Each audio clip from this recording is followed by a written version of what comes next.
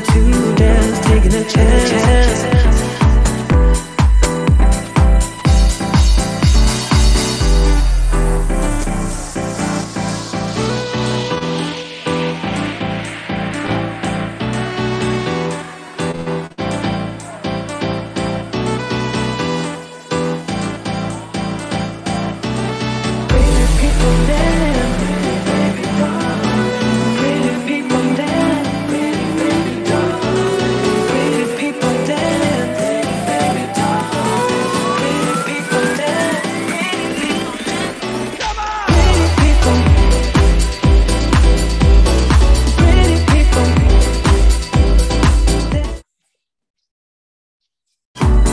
To dance, taking a chance.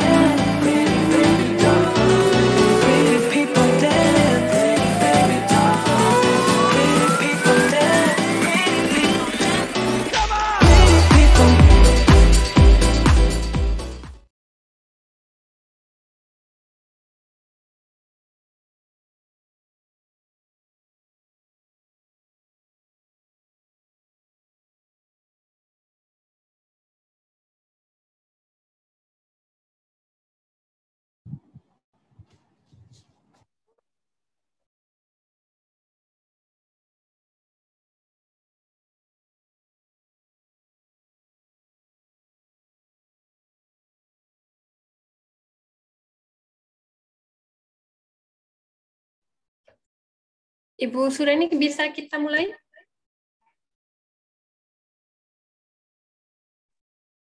Halo, selamat siang semuanya. Senang kembali bertemu di acara webinar kita pada siang hari ini. Sebelumnya mari kita kasih salam satu dengan yang lainnya, kanan kiri. Hai, hai. Atas mungkin, bawah mungkin. Terima kasih buat siang hari ini kita boleh kembali berkumpul berjumpa dalam webinar kita yang keempat ya, yang FKUKI Forum Komunikasi Umat Kristen Indonesia di Kuala Lumpur lakukan. Terima kasih untuk setiap teman-teman yang sudah bergabung di siang hari ini. Terima kasih juga terlebih kepada Sunway Medical Center, Sunway City yang telah memberikan kerjasama buat kami. Perlu teman-teman ketahui semua bahwasanya webinar pada siang hari ini diadakan oleh FKUKI Malaysia bekerja sama dengan KDV. KDV itu adalah Komunitas Diverbun Indonesia. Terima kasih kami ucapkan mewakili FKUKI. Dan sebelum kita lanjut lebih lagi, saya mau mengingatkan kepada teman-teman semua untuk mendaftarkan diri melalui QR Code yang ada, yang telah disediakan, agar teman-teman nanti bisa mempunyai kesempatan untuk memenangkan lucky draw. Juga teman-teman perlu ketahui bahwa acara webinar pada siang hari ini kami juga menggunakan platform selain Zoom, juga Facebook, Instagram, YouTube, akun atas nama FKUKI Malaysia. Dan pada kali ini topik yang akan kita angkat adalah manajemen stres. Seperti teman-teman ketahui, kita semua dalam keadaan pandemi COVID-19 melanda dunia global. Jadi bukan cuma hanya kita yang merasakan, tapi seluruh dunia merasakan, di mana kita seperti terkurung ya, terpenjara. Tapi apapun keadaan kita, tidak melemahkan semangat kita untuk terus berkarya dan bermanfaat bagi sesama. Topik yang kita angkat pada kali ini adalah manajemen stres. Manajemen stres. Dan seperti teman-teman ketahui, kalau buka Facebook, media sosial, pasti ada berita-berita yang terkadang membuat kita seram ya, takut karena terlalu banyak tragedi demi tragedi yang terjadi diakibatkan oleh pandemi COVID kali ini. Sebelum saya lanjut, saya mau perkenalkan siapa narasumber kita pada siang hari ini. Sebentar, izinkan saya share screen. Narasumber kita pada kali ini ialah Miss Aina Nur Asmi. Beliau adalah seorang ahli psikologi. Beliau sudah menjalankan praktek sejak tahun 2011 di sektor swasta dan pemerintahan. Beliau mendapatkan gelar Master Psikologi Klinikal di Health University Malaysia dan gelar BSc Hons Psikologi di University of East London, United Kingdom. Terima kasih.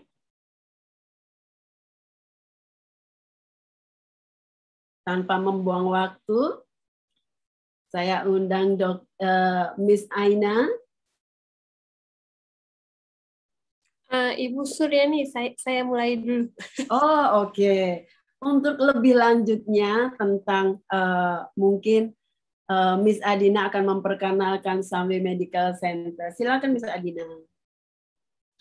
Halo, selamat siang Bapak Ibu. Oke.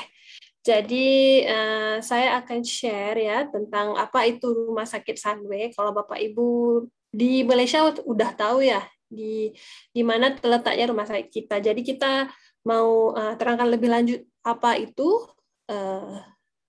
Sunway lah ya. Silakan.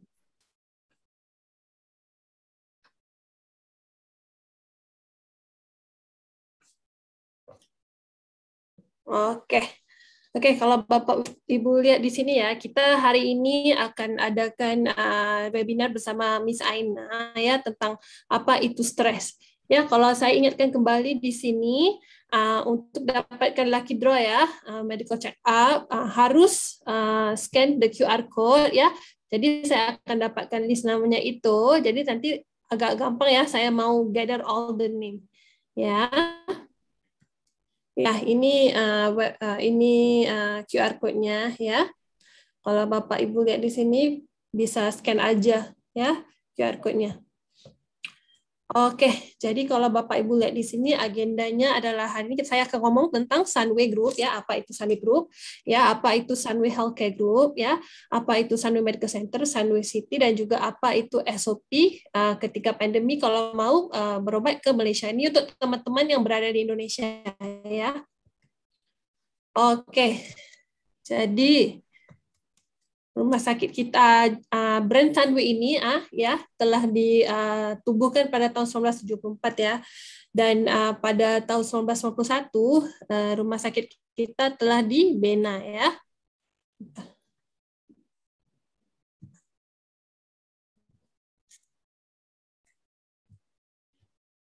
Oke, kalau Bapak Ibu lihat di sini, Sunway Group ini adalah di bawahnya adalah ada properti ya, ada construction, ada mall, ada rumah sakit, ada hospitality yaitu mall apa semua, dan juga leisure dan juga universitas ya.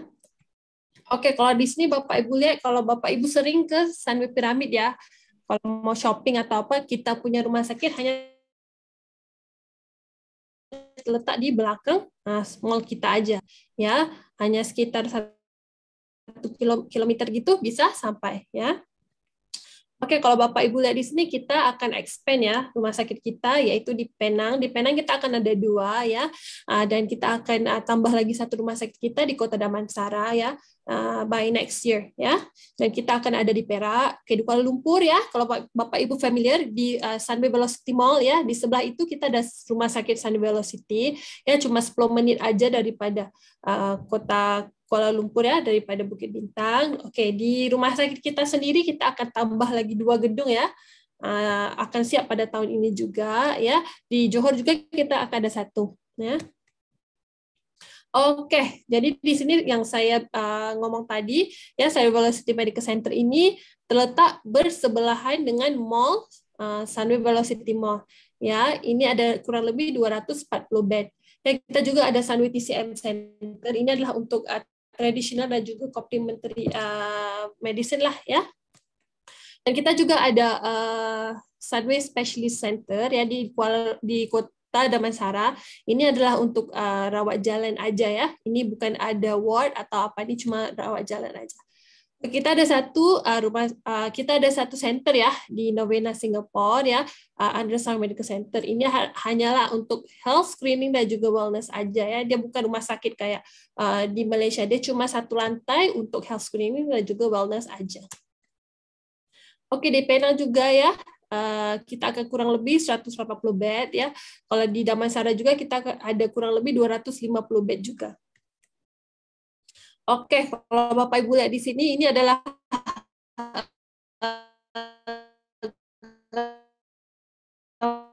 gambaran rumah sakit kita ya di Tower B, di lobby ya.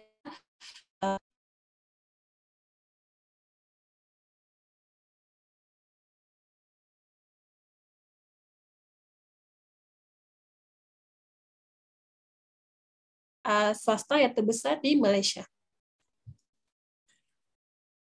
60 medical specialties ya.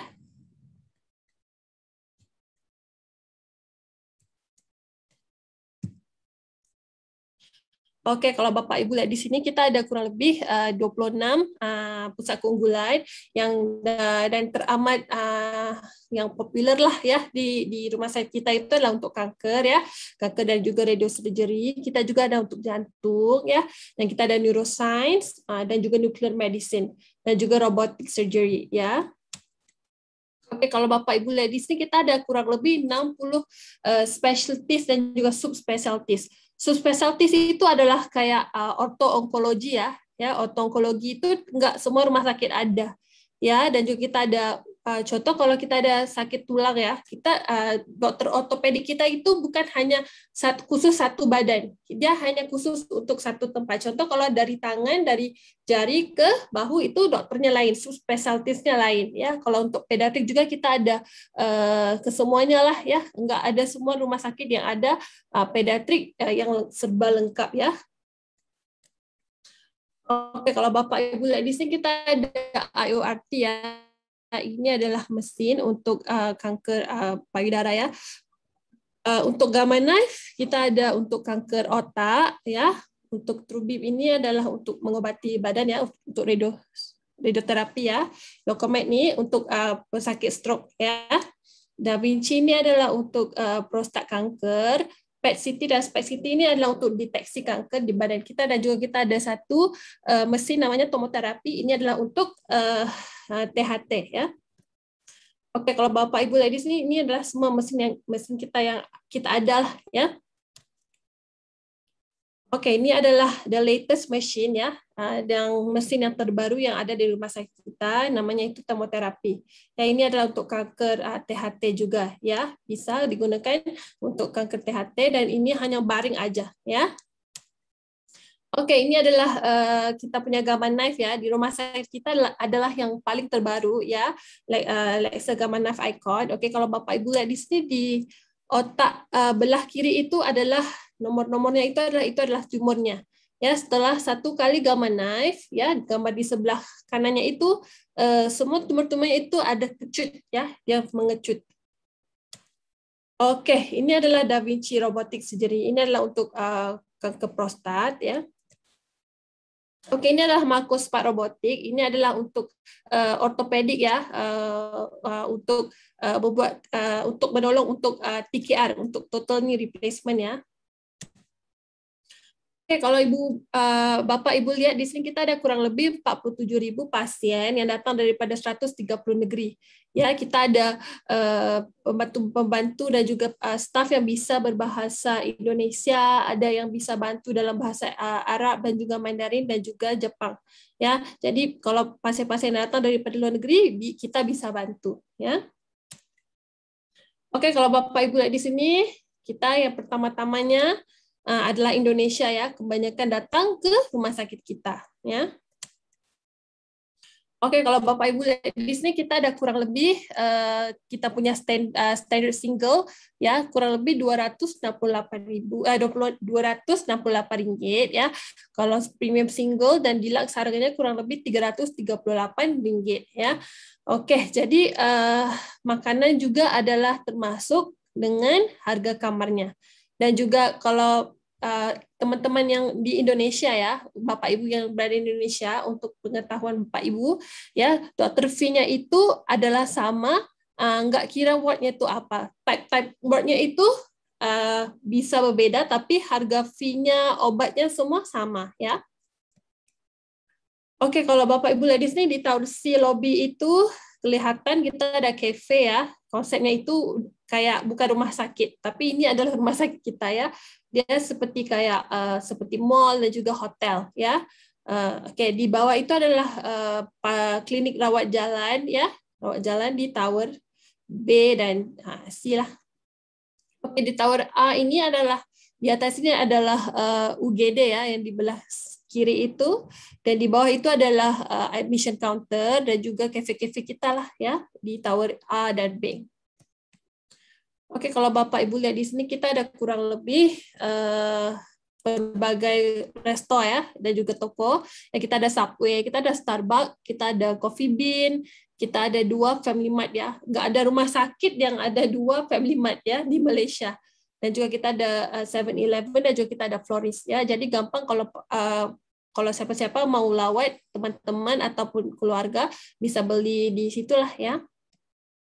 Kita juga ada Sabek Cafe ya. Ini juga untuk pengunjung-pengunjung ataupun pelawak-pelawak ya, dan juga pasien yang mau dine in lah di rumah sakit kita. Oke, kita ada akreditasi ya daripada ACHSI, yaitu Australian Council of Healthcare Standard ya. Oke, pada tahun 2020 kita telah memenangi Asia Pacific Healthcare and Medical Tourism Award 2020 ya. Ini daripada Global Health and Travel ya. Dan kita juga sudah memenangi Asia Pacific Oncology Radiation Service Provider of the Year ya tahun 2020, dan juga Asia Pacific Pediatric Ophthalmology ya, dan juga Asia Pacific Fertility Hospital of the Year ya. Oke, ini adalah paket-paket yang kita ada ya, khusus untuk Bapak Ibu di Indonesia dan juga di Malaysia ya. Untuk PET scan harganya kurang lebih 3.700. Ini adalah untuk deteksi kanker ya. Oke, ini adalah untuk kanker serviks ya, brachytherapy. Ya, kurang lebih harganya post operatif harganya 5.500, untuk pre-operatif ya sebelum operation ya harganya kurang lebih 6.300. Oke, ini adalah paket pemeriksaan CT scan dosis rendah, kurang lebih harganya 690.000. Oke, ini adalah Lexel Gamma Knife ya, yang tadi untuk kanker otak itu ya. Kalau untuk frameless harganya kurang lebih 31.000, untuk frame base ya harganya kurang lebih 37.500. Ini adalah robotik ya. Robotik prostatectomy ya, ini kurang lebih 56.000. Ini adalah untuk kanker prostat ya.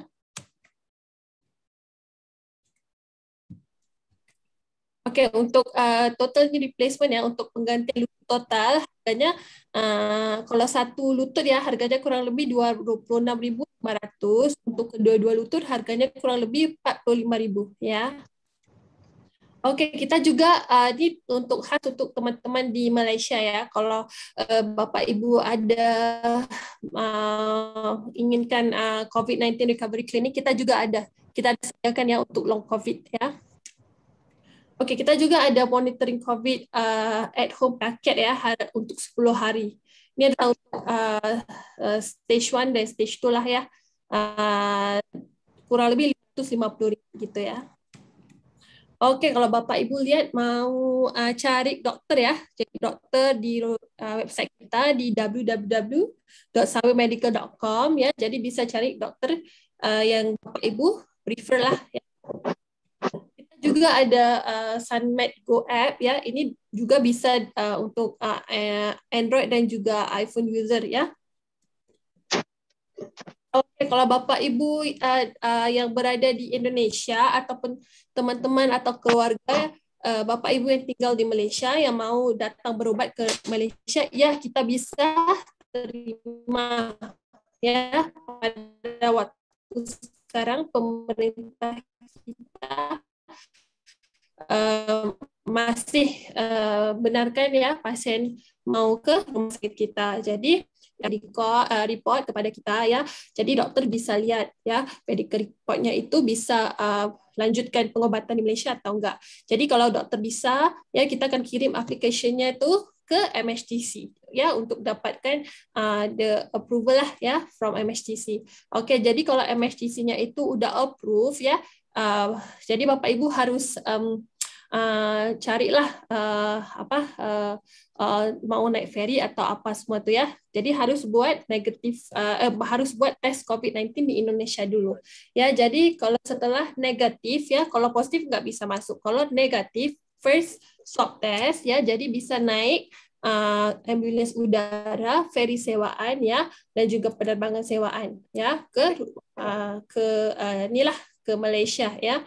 Dan nanti ada ambulans akan fetch Bapak Ibu di tempat yang diturunlah, contoh kalau di airport ataupun di Johor ya, di ferry punya toh ya, dan juga harus karantina 14 hari di rumah sakit kita ya. 14 hari itu nggak bisa keluar, nggak bisa apa, harus stay aja di rumah sakit kita, dan setelah itu dokter akan mulai pengobatan ya. Oke, itu aja daripada saya. Jadi saya langsung ke Nia, beralih ke Ibu Suryani ya. Terima kasih. Terima kasih Miss Adina buat penjelasannya tentang Sunway Medical Center. Bagi teman-teman di Indonesia dan di mana saja yang berminat dengan Sunway Medical Center, berobat ke Sunway Medical Center, atau silakan menghubungi website kami, website Sunway Medical Center. Dan kalau misalkan ada apa-apa yang mau ditanyakan, bisa terus saja chat di setiap platform yang kami gunakan pada saat ini, mau via Zoom, Facebook, IG, ataupun YouTube. Silakan, feel free ya. Jadi gini, kami tidak akan lama lagi, kita mau berjumpa dengan Miss Aina kita. Miss Aina, hi, I'm Miss Aina. Halo. Tenang ya, saat ini cocok sekali loh Miss Aina membahas tentang manajemen stres. Bagaimana kita mengelola stres di masa pandemi ini. Ya, seperti kita tahu ya, tidak ada pandemi saja banyak orang stres. Apalagi ada pandemi, stresnya semakin meningkat. Dan di sini ya saya dapati ya, kemarin saya lihat sebentar Miss Aina, saya izinkan saya share. Sedih sekali saya membaca hal ini. Di Petaling Jaya ya, baru tanggal hari Selasa minggu kemarin 24 Agustus ada kabar seperti ini di medsos. Pandemi COVID bukan saja mengundang krisis kesehatan dan kegawatan ekonomi, malah menyebabkan 71.806 pasangan suami istri. Ini yang baru beragama Islam saja, belum yang lain ya Mbak Aina ya. Betul, betul. Dan dijangkakan prorata dalam sehari itu 135 pasangan. Wow. Bagaimana ini Miss Aina? Terus di sini ya data statistik saya dapat dari sumber Bukit Aman. Tahun 2019 ada 609 case bunuh diri, 2020 630 case, 2021 460 case. Itu baru Januari sampai Mei 2021 saja. Berapa persentage naiknya coba? Itu digolongkan dari beberapa umur, golongan umur. Remaja 15 sampai 18 tahun ada 872 orang, dewasa 19 sampai 40 tahun 668 orang.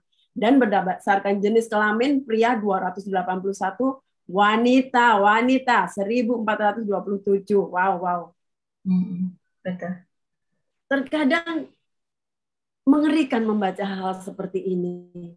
Karena banyak tekanan yang muncul di saat pandemi ini. Dan kebetulan saya juga mengajar untuk anak-anak remaja sekolah Indonesia Kuala Lumpur. Ketika saya pertanyakan kenapa anak remaja bunuh diri. Mereka pikirnya apa? Atau tanggung jawab masih pada papa dan mama. Mereka dengan jujur mengakui tekanan dari orang tua, Bu. Betul. Wow. Dengan kejujuran mereka, jujur saya sedih di sini karena memang dalam pandemi kita semua tahu, semua orang sekarang tidak diizinkan untuk keluar, tidak digalakkan untuk keluar, semua stay at home. Jadi kalau stay at home pasti setiap orang kan punya ide, punya kemauan yang berbeda-beda dalam anggota keluarga, otomatis tekanan, belum lagi tentang tuntutan kerja, anak-anak, terus masih banyak lagi, apalagi kalau di PHK ya, dicopot dari pekerjaan, kehilangan mata pencaharian, masalah keuangan, wah itu semakin kompleks. Jadi bagaimana ini Miss Aina? Silakan Miss Aina, jelaskan. Terima kasih Bu Suryani, penerangannya sangat bagus. Selamat siang kepada semua yang ada di sini hari ini. Nama saya Aina. Saya akan bercakap dengan lebih lagi macam mana kita nak mengelola stres, macam mana nak mengendalikan stres. Mari kita mula. So, saya share screen sekejap ya. Okay.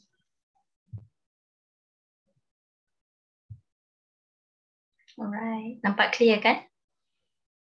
Alright. Berapa orang di sini hari ini? Saya tak perasan pula tadi. 22. Ada berapa ramai partisipan kita? Around 22 lah. 22 ya, okey. Jadi kalau dalam 22 ni bolehlah saya interaktif sikit rasanya. Boleh kita berborak dan berbual kan. Jadi kalau sekiranya ada yang nak bertanya, bolehlah tulis dalam ruangan chat tu. Jadi saya mulakan di sini. Hari ini saya nak bercakap lebih mengenai stress management. Jadi kalau kita tengok di gambar ni kan, stres nampaknya orang tu dia duduk di depan komputer sangat tertekan. Jadi penting juga untuk kita faham apakah ini stres. Selalunya ramai orang yang tidak tahu pun mereka tengah stres. Ada yang tahu. Yang tahu tu memang kita dengar selalulah, oh stresnya. Ada kadang-kadang tu, awak ni nampak stres lah. Tak, saya okey je. So ada yang tidak faham apakah itu stres. Selalunya orang tidak mahu selalunya di tempat kerja lah, sangat susah untuk menerima yang saya ini tengah stres. Sebab kalau stres disamakan dengan weak ataupun tidak boleh berfungsi dengan baik, tidak boleh jadi pekerja yang baik. Jadi nak kena faham juga apa itu stres. Stres ini adalah satu tindak balas yang diberikan oleh tubuh badan terhadap apa benda yang berlaku di sekeliling. So whatever happens in your environment akan adakan tindak balas kepada badan kita, dan itu akan menjadikan itulah stres lah. So stres dia ada dua jenis. Dia ada stres yang bagus, ada stres yang tidak bagus. Jadi nak kena faham hari ini, apa itu stres yang bagus kita panggil eustress. Stres yang tidak bagus kita panggil distress. Stres bagus atau eustress ini adalah stres yang membolehkan kita untuk membuat sesuatu. Macam contoh ya, ada peperiksaan akhir tahun. Bila kita stres, membuatkan kita mahu belajar, boleh membuatkan kita mahu baca buku, buat ulang kaji. Itu eustress, stres yang motivasi, stres yang membuatkan kita ke depan dan push. Kadang-kadang kalau hidup sangat tidak apa, langsung tidak ada stres contohnya, dia tak ke mana-mana lah because you tak ada that drive untuk buat sesuatu. Distress pula adalah the other side. Distress tu apabila stres yang membuatkan kita langsung tak boleh buat apa-apa. Disebabkan stres kita jadi blank. Disebabkan stres yang terlebih itu kita jadi mungkin menggeletar, mungkin terlalu terkejut macam itulah. Jadi ini perbezaan. Yang penting nak tahu kita ada eustress dan kita ada distress. Juga penting untuk saya nyatakan di sini, kita tidak boleh ada hidup tanpa stres. Hidup mesti ada stres. Yang penting macam mana kita nak manage stres tu. Itu adalah topik kita hari ini kan, management stres. Okey, kita teruskan di sini. Jadi penting untuk kita faham, kadang-kadang bila kita ada simptom-simptom fizikal, tidak semestinya kita sakit physical pain lah. Kadang-kadang bila kita ada dia adalah simptom-simptom stres. Macam contoh sakit belakang, sakit kepala, cepat demam atau cepat sesama mungkin, atau tiba-tiba rasa sejuk macam tu, rasa macam sejuknya, kaki sejuk, tangan sejuk, ataupun acne penuh. So nampak lebih kepada macam dekat nak exam penuh satu muka contohnya. Ada juga yang ada dalam mulut tu dia ada ulcer. So jantungnya berdegup laju, tak boleh nak tidur, kurang rasa nak makan, kadang-kadang cepat marah, cepat terasa hati, ada depresi di situ. Kadang-kadang ada juga yang nangis, tak tahu kenapa menangis, sedih, takut. Ada yang macam saya katakan di sinilah rasa resah, gelisah ya. Okey. Penting juga untuk kita tahu bila ada stres, kita ada rasa cemas. Penting juga macam nak tahu membezakan apakah itu rasa cemas atau anxiety ataupun penyakit, dia jadi penyakit. So anxiety disorder. So macam kita tengok kat sini kan, apa itu anxiety? Okay, saya terangkan di sini. Anxiety atau rasa cemas datang apabila ada spesifik stresor yang menyebabkan kita rasa cemas. Contoh, bawa kereta di jalanan, nampak pak polisi dekat depan. Tiba-tiba rasa cemas. Itulah dipanggil anxiety, cemas yang biasa. Tapi bila dah lepas daripada pak polisi, cemas itu hilang. Itu maknanya cemas yang biasalah. Ataupun saya jalan, saya nampak Ibu Suryani, alamak seronok pula, tak pernah jumpa kan, nampak kat depan, tiba-tiba nampak di depan. Rasa macam, macam nak cakap hello ke. Itu maksudnya cemas sementara lah. Itu it can be helpful dan motivational. So bila saya nampak tu, saya rasa macam, nak tegur lah, nak kata hello lah. Sebab kita nampak di alam maya saja kan. Macam tu lah. So dia ada ending dan dia ada start. Dia ada permulaan dan dia ada titik habis dia lah. Jadi bila dah habis jumpa, hilang rasa cemas. Macam sekarang contohnya, sebelum saya mulakan sesi hari ni, saya pun rasa tangan saya sejuk macam tu. Saya ni dah mula bercakap, hilang rasa sejuknya tu, dia rasa macam dah tak cemas sangat dah. So satu lagi, kita boleh pilih untuk relax. Macam contoh, bila kita cemas, kita tahu, alamak rasa macam sejuk je, okay, sekarang tarik nafas, lega, duduk diam-diam. Jadi bila kita bercakap dengan orang, mungkin perasaan tu akan berkurang. Ini adalah perasaan cemas yang biasa, yang semua orang akan alami. Okey, sekarang kita tengok juga ya, apabila berlaku disorder, di mana berlaku anxiety disorder. Apabila ada simptom-simptom cemas kat situ, ditambah pula dengan disturbed functioning. Apakah maksud disturbed functioning? Maksud disturbed functioning di situ adalah menyebabkan tak boleh nak bercakap dengan orang lain, tak boleh nak keluar rumah, tak boleh nak belajar, tak boleh nak pergi bekerja. Disproportionate emotional response, maknanya macam contoh saya tak bawa kereta, nampak polis ataupun dalam Waze itu dia bagi tahu ada policeman dalam 500 meter lagi. Polis tak sampai pun, dah tak boleh bawa kereta dah, berhenti. Ataupun time takut tu terus tekan laju ke depan terus. Dah tak boleh nak kontrol simptom tu, tangan menggeletar, menggigil, rasa macam sakit jantung sangat, macam nak kena heart attack ke, ataupun rasanya macam nak pitam gitu. Dan rasanya macam tak boleh dikawal. Dan bila anxiety, seorang yang ada anxiety disorder tidak perlu ada stresor, dia dah boleh rasa macam ada simptom stres tu lah, ada ataupun anxious tu. Kadang-kadang kalau kita tanya kan, tak tahu kenapa bangun pagi jantung dudak-dudak berpeluh-peluh, tangan sejuk-sejuk. Kalau fikir balik tak ada apa-apa yang bagi saya tekanan. Tapi saya rasa macam ini. Waktu siang 12.30 hari, waktu malam pukul 7 dah mula rasa. So jadi benda-benda macam ni adalah simptom-simptom nak menunjukkan anxiety disorder. Obviously dia ada time lah. So, kalau lebih daripada 2 minggu berperasaan macam ni, itu kita tahu okey, ini bukan rasa cemas yang biasa, ini cemas yang kita panggil penyakit. Terus, mari kita tengok sini kan, semua orang boleh nampak gambar di sini. So, kalau saya boleh tanyalah secara jujur dalam grup ni kan, adakah ibu-ibu bapa di dalam ini sangat faham apa maksud depresi? Ramai ke orang di sini yang faham apa itu maksud depresi? Depresi. Tertekan yang berlebihan ya dokter ya? Ya, of course betul. Itu salah satu. Inilah. Cumanya banyak yang beritahu, macam contoh dalam gambar ini kan, it doesn't make sense, betul tak? Macam kita tahu, sad tu sedih, mukanya begitu. Yang kalau tu saya tulis tu, this is what depressed look like. Tapi orangnya senyum.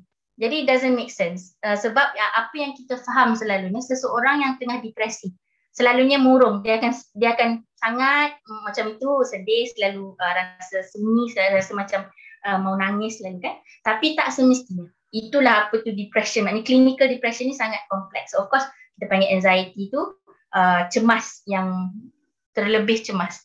Depresi ni emosi yang sangat down. Tetapi sebab kita perlu berinteraksi dengan orang lain, perlu keluar bekerja, jadi dia ada itu senyuman di muka tapi tak sampai ke hati, kalau boleh saya cakap macam tu lah. Jadi kalau kita tengok lebih kan nak faham apa itu simptom-simptom depresi. Sekejap ya. Okey, tengok di sini. So apa maksud loss of interest, Joy? So kenapa saya masukkan anxiety dan depression di dalam kita punya webinar hari ini? Sebab stres itu adalah sesuatu yang maksud saya everyday, setiap hari kita akan ada stres. Akan stres, macam contoh kita makan cookie jar lah dalam biskut, balang biskut kan. Setiap hari ada biskut masuk dalam. Itu seumpama stres. Kalau kita tak makan biskut tu, kita biar di situ aja, lama-lama penuh balang itu. Terkeluar pula biskutnya, atau biskut yang paling bawah tu hancur. Jadi seumpama kalau biskut tu tercampak keluar, anxiety disorder lah. Kalau biskut kat bawah tu hancur, depression. So kalau kita cakap pasal stres, tak lari pasal topik cemas ni dan anxiety ni dan juga depresi. Jadi kita tengok sambung ya. Apakah itu depression symptoms? Yang paling penting, symptoms yang ada ni, kita rasa berterusan 14 hari atau lebih. Kalau baru 2-3 hari tidaklah ya, tak panggil clinical depression. Jadi contoh loss of interest, Joy ni maksudnya, dulu kalau saya stres, saya rasa macam tak keruan, saya tengok movie, saya rasa happy. Saya baca buku, saya rasa gembira. Saya minum kopi, tengok luar, borak dengan kawan, saya sangat gembira. Ataupun saya ada hobi, saya buat sesuatu yang saya suka, lepas tu saya rasa gembira. Tetapi bila dah 2 minggu ni, buatlah macam mana pun, tetapi tak rasa seronok. Kalau macam petang-petang nak pergi jogging, dah tak rasa nak pergi jogging. Kalau suka baca buku, dah tak rasa nak baca buku. Nak borak dengan kawan, tak mau dah. Semua nak sendiri mungkin macam tu. Itu salah satunya. Trouble concentrating. Macam contoh, semua orang di sini, macam dalam kelas ataupun kerja meeting kan, semua orang ada di sini tapi fikirannya melayang-layang. Tak boleh concentrate. Ataupun berborak sama kawan, baru cakap sedikit lepas tu dah lupa. Sekejap, tadi cakap apa ya? Dia dah tak boleh nak concentrate pada satu topik tu.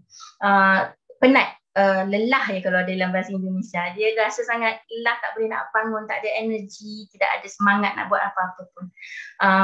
Simptom yang lain, terlebih makan ataupun langsung tidak mahu makan. So kadang-kadang rasa macam dalam 2 minggu tu boleh naik 1 kilo atau 2 kilo atau turun 1 kilo atau 2 kilo. Ini salah satu contohnya lah. Tidak boleh tidur malam, rasa bersalah dan rasa saya macam seorang yang tak berguna. Tu perasaan itu sangat intensif, sangat intens untuk 2 minggu atau lebih. Cepat rasa marah, cepat rasa irritated dan yang salah satunya yang paling penting di sini adalah keinginan rasa suicide itulah macam yang Ibu Suryani kongsikan ya. Ramai yang makin lama makin tinggi cubaan bunuh diri ataupun yang sudah kita panggil successful suicide lah. Dia betul-betul dapat membunuh diri kan. Jadi kenapa kita tengok macam tadi Ibu Surya bagi tahu number itu bertambah di Malaysia. Saya akan ceritakan selepas ini apa yang kemungkinan boleh berjadi, begitulah. Okey, sebelum kita masuk kepada management ni, jadi saya nak beritahu macam contoh kalau kita tengok dulu kita semua hidup dalam satu bawah satu bumbung yang sama, tetapi kita ada rutin masing-masing. Semua orang ada rutin masing-masing, ada masa boleh keluar, ada masa boleh bersosial, ada masa boleh pergi ke sekolah, ada masa yang semua duduk dalam bilik masing-masing begitu kan. Tetapi bila ada pandemik dan ada kita panggil restricted movement, tidak boleh bergerak kan, semuanya kuarantina kan, duduk di dalam rumah kebanyakannya. Jadi nak tak nak bila you keluar you nampak muka orang, you keluar you nampak muka orang. Jadi selalu kita kata ada dua ekstrim bila dalam zaman pandemik ni. Sama ada orang jadi sangat sayang menyayangi satu sama lain, sangat cinta dengan orang, sangat cinta dan hubungannya sangat bagus. Ataupun di other extreme bila sangat jadi time itulah bergaduh, bukannya tak suka ke apa, jadi macam time itulah kita panggil memberontak, bergaduh sebab yelah you buka muka tengok orang yang sama, buka tengok orang yang sama. Lain-lain ada perangai yang suka lain-lain, pendapat lain-lain. Tapi kalau dulu boleh keluar, stres boleh keluar, marah boleh keluar. Sekarang ni bila stres, you tak boleh pergi mana-mana. Nak tak nak you duduk situ, you hadap orang yang sama. Lama-lama dia jadi terlebih dan itu yang kita kata overwhelming emotion lah. Sangat-sangat overwhelming. Kalau saya boleh tanya kat sini kan, mungkin boleh jawab di ruangan chat lah kan. Kalau boleh, macam mana kita panggil, angkat tangannya. Siapa dekat sini yang rasa stres saya ni berbeza tahun ini berbanding dengan tahun lepas?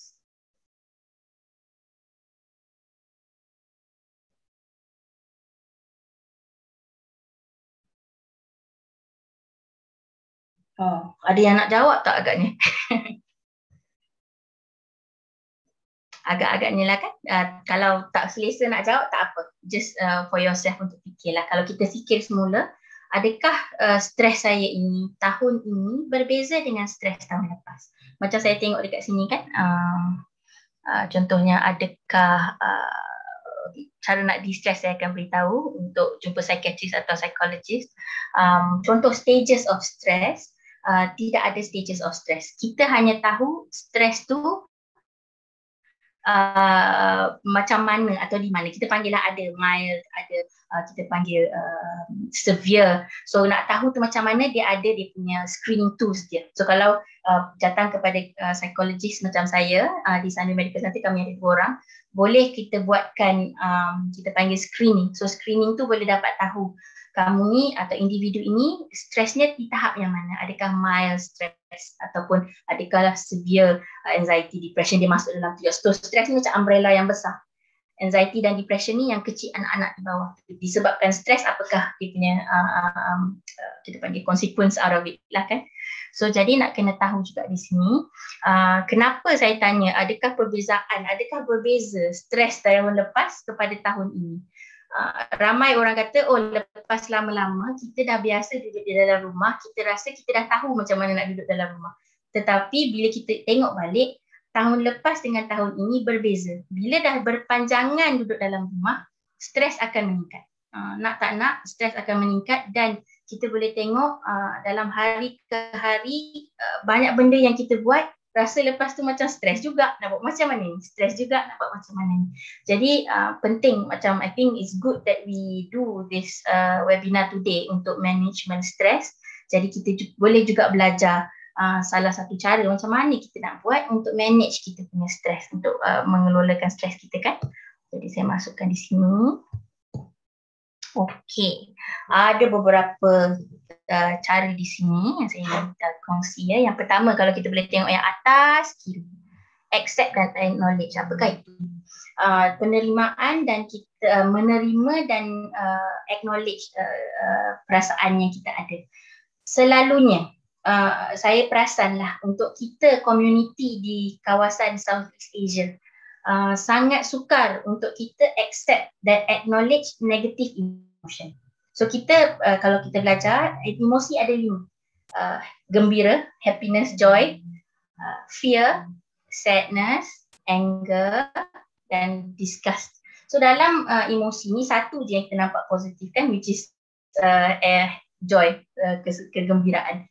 So joy ni sangat senang untuk kita luahkan. Tetapi lagi 4 ni susah sikit nak diluahkan. Kalau di sini di Malaysia lah, selalu kalau anak nangis, jangan nangis, tahan nangis, tak baik nangis. Tak boleh marah, jangan marah. Kenapa nak marah, tak baik tau. So ini dah diajar dari kecil. Sudah diajar dari kecil. Yang 4 emosi yang lain ni kalau boleh simpan kat mana-mana. Kalau boleh jangan acknowledge langsung. So bila kita acknowledge langsung, kita tak belajar macam mana cara nak manage. Yang pertama ni lah. Jadi bila kita tak tahu macam mana nak manage, macam mana nak terima. Okay, salah satunya yang penting kita tahu, kita ada 5 emosi yang basic ni. Happiness, anger, sadness, fear dan disgust. Jadi bila kita tahu perasaan itu, kita bila terfikir perasaan ni, dan kita yang paling pentingnya is accept and acknowledge lah. Maknanya kita sendiri yang mengaku, oh sebenarnya sekarang ni saya tengah marah. Oh sekarang ni saya sebenarnya sedih. Ataupun saya sekarang ni sangat-sangat irritated. Sangat, so dia ada banyak-banyak pecahan ni. Kan? Saya sangat-sangat rasa takut sekarang. So yang penting, yang pertamanya ialah untuk terima. Penerimaan emosi tersebut. Bila kita dah terima emosi itu, dan kita tahu kemudiannya apa nak buat dengan perasaan ini. Kalau kita tak terima perasaan itu, kita kadang-kadang tak tahu sebenarnya apa kita rasa. Banyak cases yang klien atau patient yang saya jumpa, bila kita berborak kan, saya tak tahulah apa perasaan saya tak tahu nak namakan. They do not know how to even describe perasaan itu. So penting untuk kita mulakan untuk tahu accept dan acknowledge. So macam mana kita nak tahu emosi-emosi ini kalau kita tak tahu sebenarnya apakah emosi. Inilah di masanya saya kata Cikgu Google dan Mr. Google sangat membantu. So kadang-kadang kita boleh cari itu kita panggil apa poster untuk tengok emoticon. So dia akan bagi nama list of tiny emotion kan, dan kita boleh belajar. So macam ni. Atau di WhatsApp juga ada emoji di tepi tu kan. Dari emoji tu kita boleh tahu ini emosinya apa, ini emosinya apa. So kita pun boleh tengok juga dan emosinya begini, perasaannya mungkin macam tu. So this is first, accept and acknowledge tu yang pertama. Yang kedua, focusing dalam terbalik. Yang kedua yang di bawah tu, express yourself. So ekspresi diri tu macam mana? So kebanyakan kita bukan senang untuk meluahkan perasaan. Lebih senang disimpan di dalam hati, lebih senang ditanam di dalam tanah gitulah. Jangan dikeluarkan. Kalau boleh simpan kan. Kenapa? Tak baik nak buat macam ni, tak boleh. Tak boleh. So nak kena faham juga, bila kita express diri tak bermakna kita nak cari gaduh atau kita nak tak bersyukur, bukan begitu ya. Bila kita express itu adalah lebih kepada again, bila kita dah accept, kita dah express. Bila kita dah express dan kita tahu, now I need help. Saya perlukan buat sesuatu. Saya rasa saya perlu buat sesuatu untuk diri saya. So express dirinya ada banyak cara. Ada orang menulis. Saya jumpa ramai orang yang bila tengah stres, dia menulis puisi. Cantik puisinya. So ada orang yang bercakap, betul, ada telefon kawan. Apa khabar? Borak. Tapi stres. Jadi bila berborak tu rasa lega sikit. Ada orang yang express diri dengan seni, melukis, ambil warna, conteng di atas kertas canvas gitu kan. Ada yang express diri melalui kita panggil pertukangan, seni pertukangan. Dia tentulah potong kayu, potong pokok. So cara-cara express diri ni terbagi kepada individu. Jadi ada orang yang lebih suka bersukan. So bila dia bertumbuk boxing, bila dia buat boxing tu dia rasa semua keluar. So tak semestinya dia tumbuk orang lain kan, tapi dia express diri dari segi sukan. So kita kena tengoklah mana yang sesuai dengan diri kita kan. Itu termasuk pula kepada yang ke bawah yang saya kata sweat out. So dalam banyak research yang menunjukkan bila kita bergerak, dia bantu untuk mengeluarkan dopamin kan dalam otak kita. Kita akan rasa lebih happy, dapat manage stress dengan baik. So bergeraklah.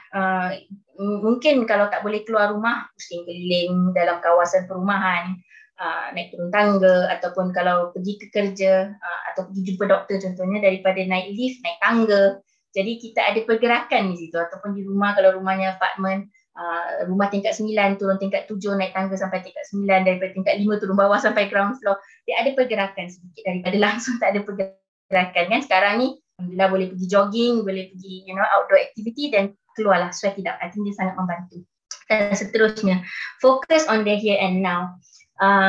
Ini bagi saya sangat-sangat penting juga, sebab selalunya kita manusia, kita selalu regret atau apa ya dalam bahasa Melayu, rasa sedih atas apa yang sudah berlaku. Selalunya bila apa yang berlaku tak boleh patah balik, dah sudah berlaku, time akan terus bergerak ke depan ya. Jadi bila ada sesuatu yang berlaku yang kita tak rasa gembira, kita rasa regret, kita rasa sedih.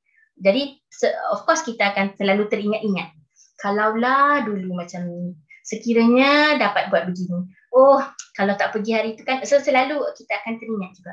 Dan kita juga ada masa ni kita terlalu risau sesuatu yang tak berlaku lagi. Macam contoh, alamak kalau keluarkan nanti COVID macam mana. So sangat risau. Of course benda tu ada, tapi risau itu melampau dan menyebabkan bila terlalu risau tak boleh buat apa-apa. So bila kita terlalu fokus kepada ke belakang apa yang sudah berlaku, atau fokus terlalu depan risau yang apa yang belum berlaku, jadi kita lupa apa yang kita ada sekarang. Yang confirm, yang pasti kita ada adalah waktu ini, waktu sekarang. Jadi bila kita terlalu tengok ke belakang, terlalu tengok ke depan, terlalu tengok ke depan, kita lupa tengok di waktu sekarang apa yang kita ada. Jadi kadang-kadang itu bila tak dinafikan, kita ni zaman yang sangat pantas. Internet kena pantas, kereta kena laju. Jadi kalau kita belajar dulu basic necessity manusia, makan, minum, tempat tinggal dan keselamatan kan. Sekarang ni paling bawah internet wifi ataupun internet. Kalau tak ada internet tu rasa nak pingsan. Dan saya termasuk salah satu daripada ni lah.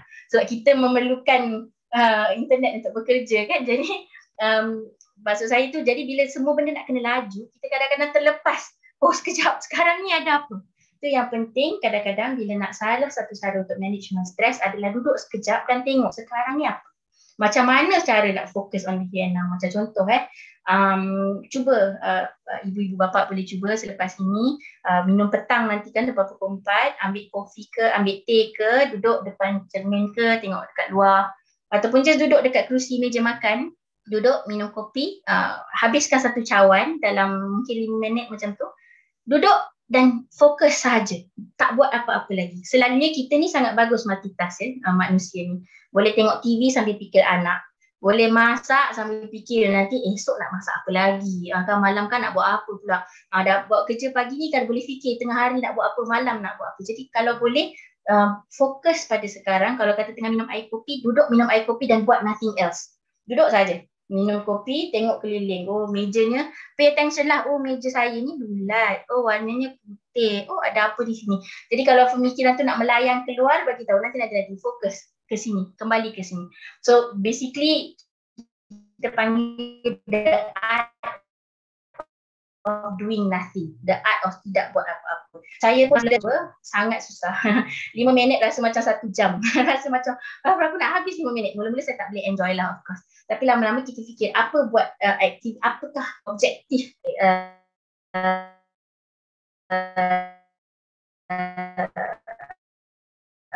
aktiviti itu. Objektifnya adalah bila kita fokus pada sekarang.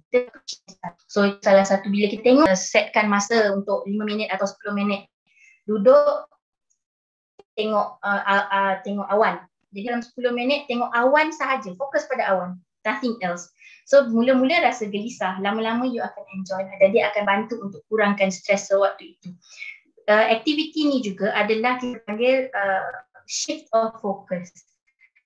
Bila kita buat sesuatu yang sama, fokus kita akan ada sesuatu yang bagi kita stres. Jadi bila kita buat apa-apa pun, kita tak lari daripada fokus. Contoh kerja, ada kata, oh I tak bawa kerja balik, but you ada kerja di sini. So basically you bawa kerja balik all the time you are at work.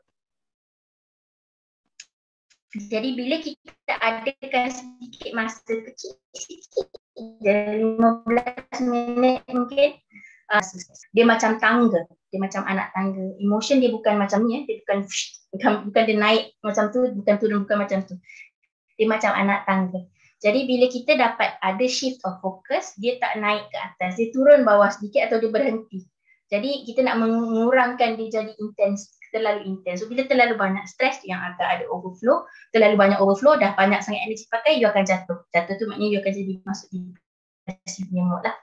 Okay, now seterusnya kita masuk ke self-care. Apa maksud self-care kan?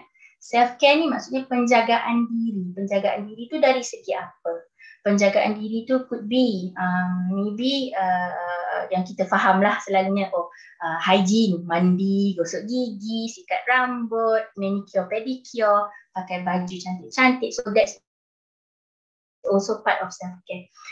Self-care yang saya maksudkan di sini termasuk itu dan juga self-care dari segi emosi.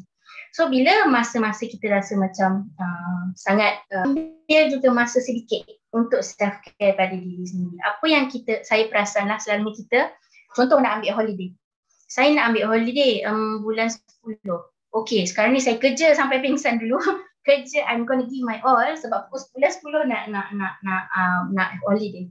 But the problem is every day you akan ada stress tu. Tapi bila you tak ambil, you tunggu bulan 10, sekarang ni baru bulan 8. Tahu-tahu nanti you dah meletup dah. Who knows what will happen kan?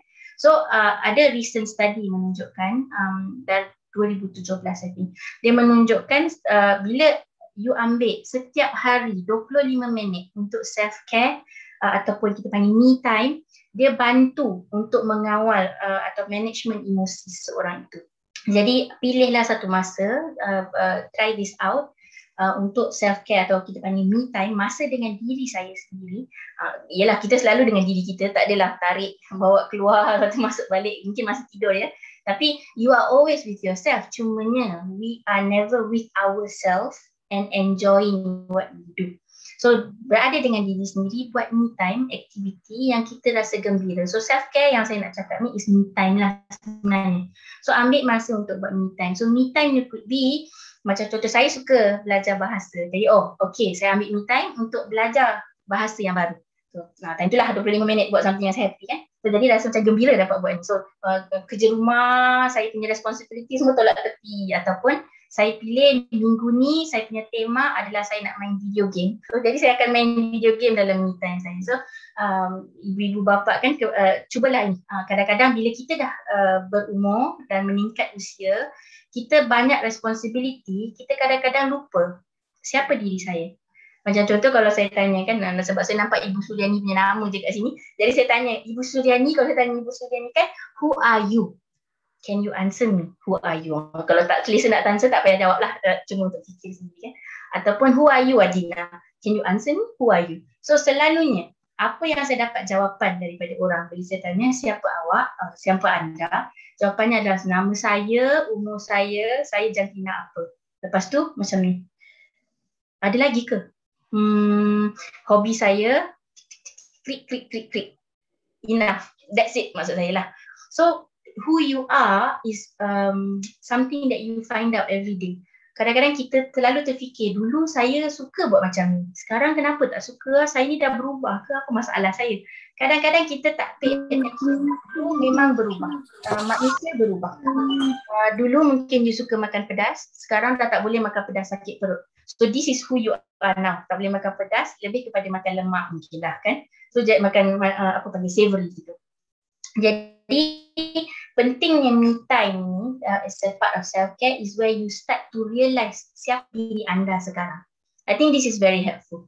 So bila kita dapat tahu siapa diri kita, so of course kita tahu responsibility macam saya. Kalau saya hanya cakap responsibility saya perempuan, anak, isteri, mak, ayah, mak kepada anak-anak, saya bekerja, kadang-kadang saya lupa minat saya apa yang saya suka, apa yang saya tidak suka, apa yang saya inginkan dalam hidup, apa yang saya ingin capai minggu depan, apa yang saya ingin lakukan hari ini.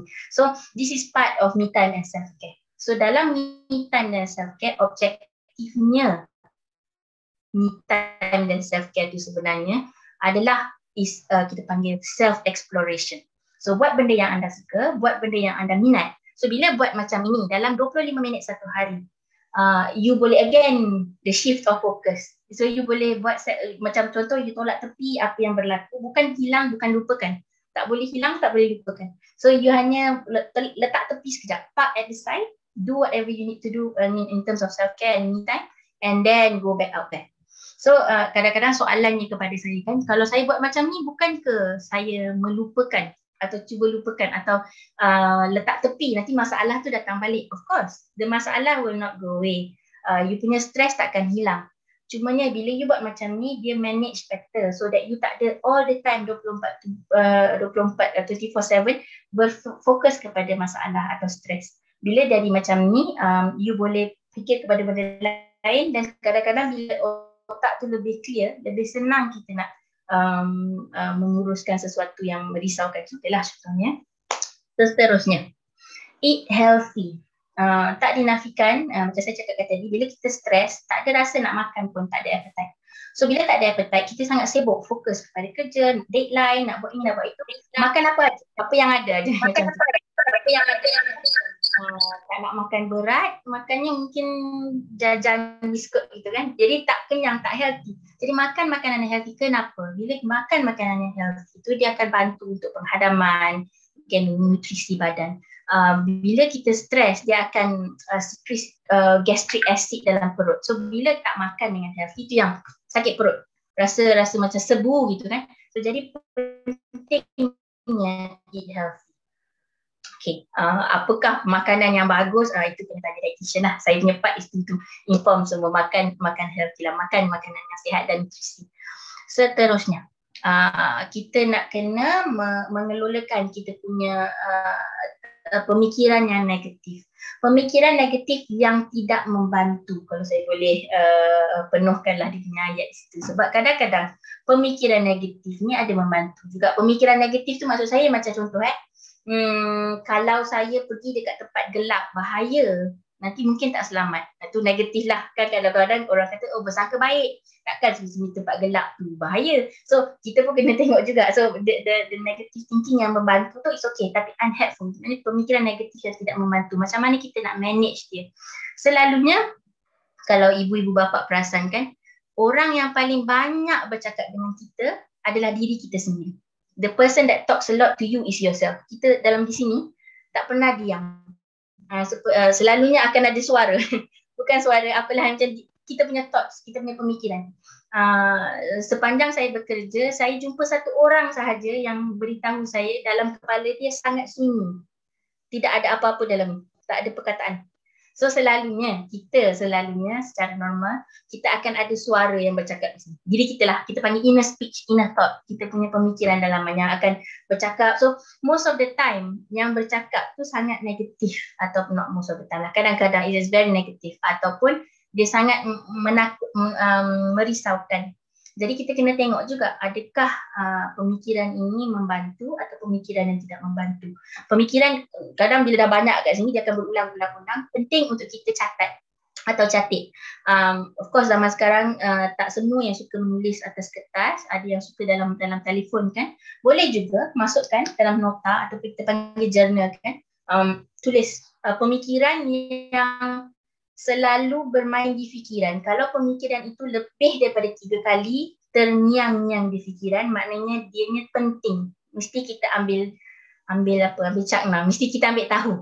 So kalau kata sebagai contoh lah sebagai contoh kalau kita perasan hari-hari kita terfikir dalam kepala, nanti malam nak makan apa ya? Tapi tak ada jawapan. Statement yang sama akan ulang-ulang. Lagi dekat dengan malam lagi selalu fikir, malam ni nak makan apa, malam ni nak masak apa. So once you have an answer, dia punya thoughts tu tak ada keluar lagi banyak kali. So it's the same thing kalau kita ada pemikiran di dalam kepala yang berulang-ulang terkeluar, kita perasan. Jadi kalau rasa dah lebih 3 kali pemikiran yang sama, take note of it, tulis di mana-mana. Jadi take note, tulis banyak-banyak, compilekan. Lepas tu lama tengok semula. Pemikiran saya ni adakah confirm atau adakah dia ini betul ataupun hanya saya punya perasaan sahaja. Kalau tak pasti boleh time ni tanya kawan-kawan kan, yang perasaan macam ni perasaannya macam mana ya, betul atau saya sahaja yang terlebih fikir. Ataupun kadang-kadang bila kita letak dalam buku tu, mata kita dah tengok, oh kita dah take note lah, so dia kurang berfikir di sini. Bila dia bermain di fikiran terus menerus, dia akan jadi tepu. Bila jadi tepu di sini, menambah stres. So salah satu cara ialah untuk manage kita punya pemikiran tidak membantu adalah keluarkan daripada sini atas somewhere. Either you keluar dengan bercakap tentang pemikiran itu dengan orang lain, ataupun you tuliskan di mana-mana, dan lepas tu you tengok semula. Bukanlah terus tulis terus tengok. Tulis dulu, tunggulah sehari esoknya atau 2 hari, tengok semula. Ni adakah pemikiran ini membantu atau pemikiran ini tak membantu saya? Kalau tak membantu, tolak tepi. Atau pemikiran ini perlu solusi.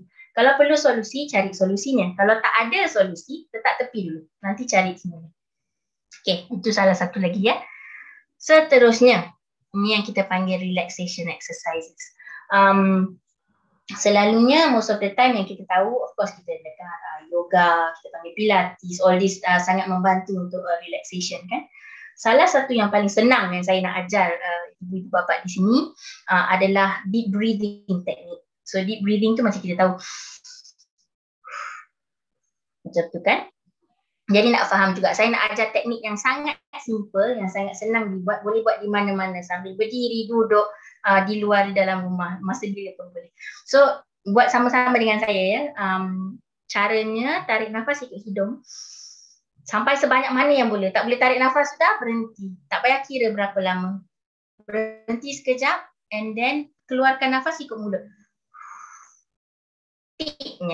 Tipnya adalah keluarkan nafas itu mesti lagi panjang dari tarik nafas. Dia tak boleh begini ya. Bukan macam itu. Dan bukan juga tak perlu kuat-kuat pun. So, tu slow dan perlahan-perlahan. Kalau kita boleh imagine kan, macam semua udara dalam badan ni dikeluarkan. Macam tu. Jadi kita buat sama-sama ya sekarang. Okay, tarik nafas. Tahan. Lepas nafas.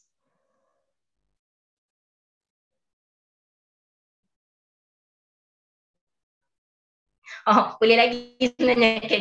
Jadi keluarkan sampai habis kan. Jadi kalau boleh buat ni dalam 7 atau 8 cycle. Dalam 7 atau 8 cycle, ibu bapa akan rasa lebih tenang. Dan 7 dan 8 cycle tu berapa lama? Macam tu kan. Kadang-kadang macam mana banyak benda dah buat, baik lagi masak ke, pergi baca buku ke daripada duduk 7-8 cycle. So 7-8 cycle hanya 2 minit. Okay, kenapa saya tahu sangat detail? Sebab this is my practice every day. Dan saya rasa ini sangat membantu dan saya kongsikan dengan semua orang lah. So 7-8 cycle 2 minit. So kalau kita tahu hari itu sangat stressful.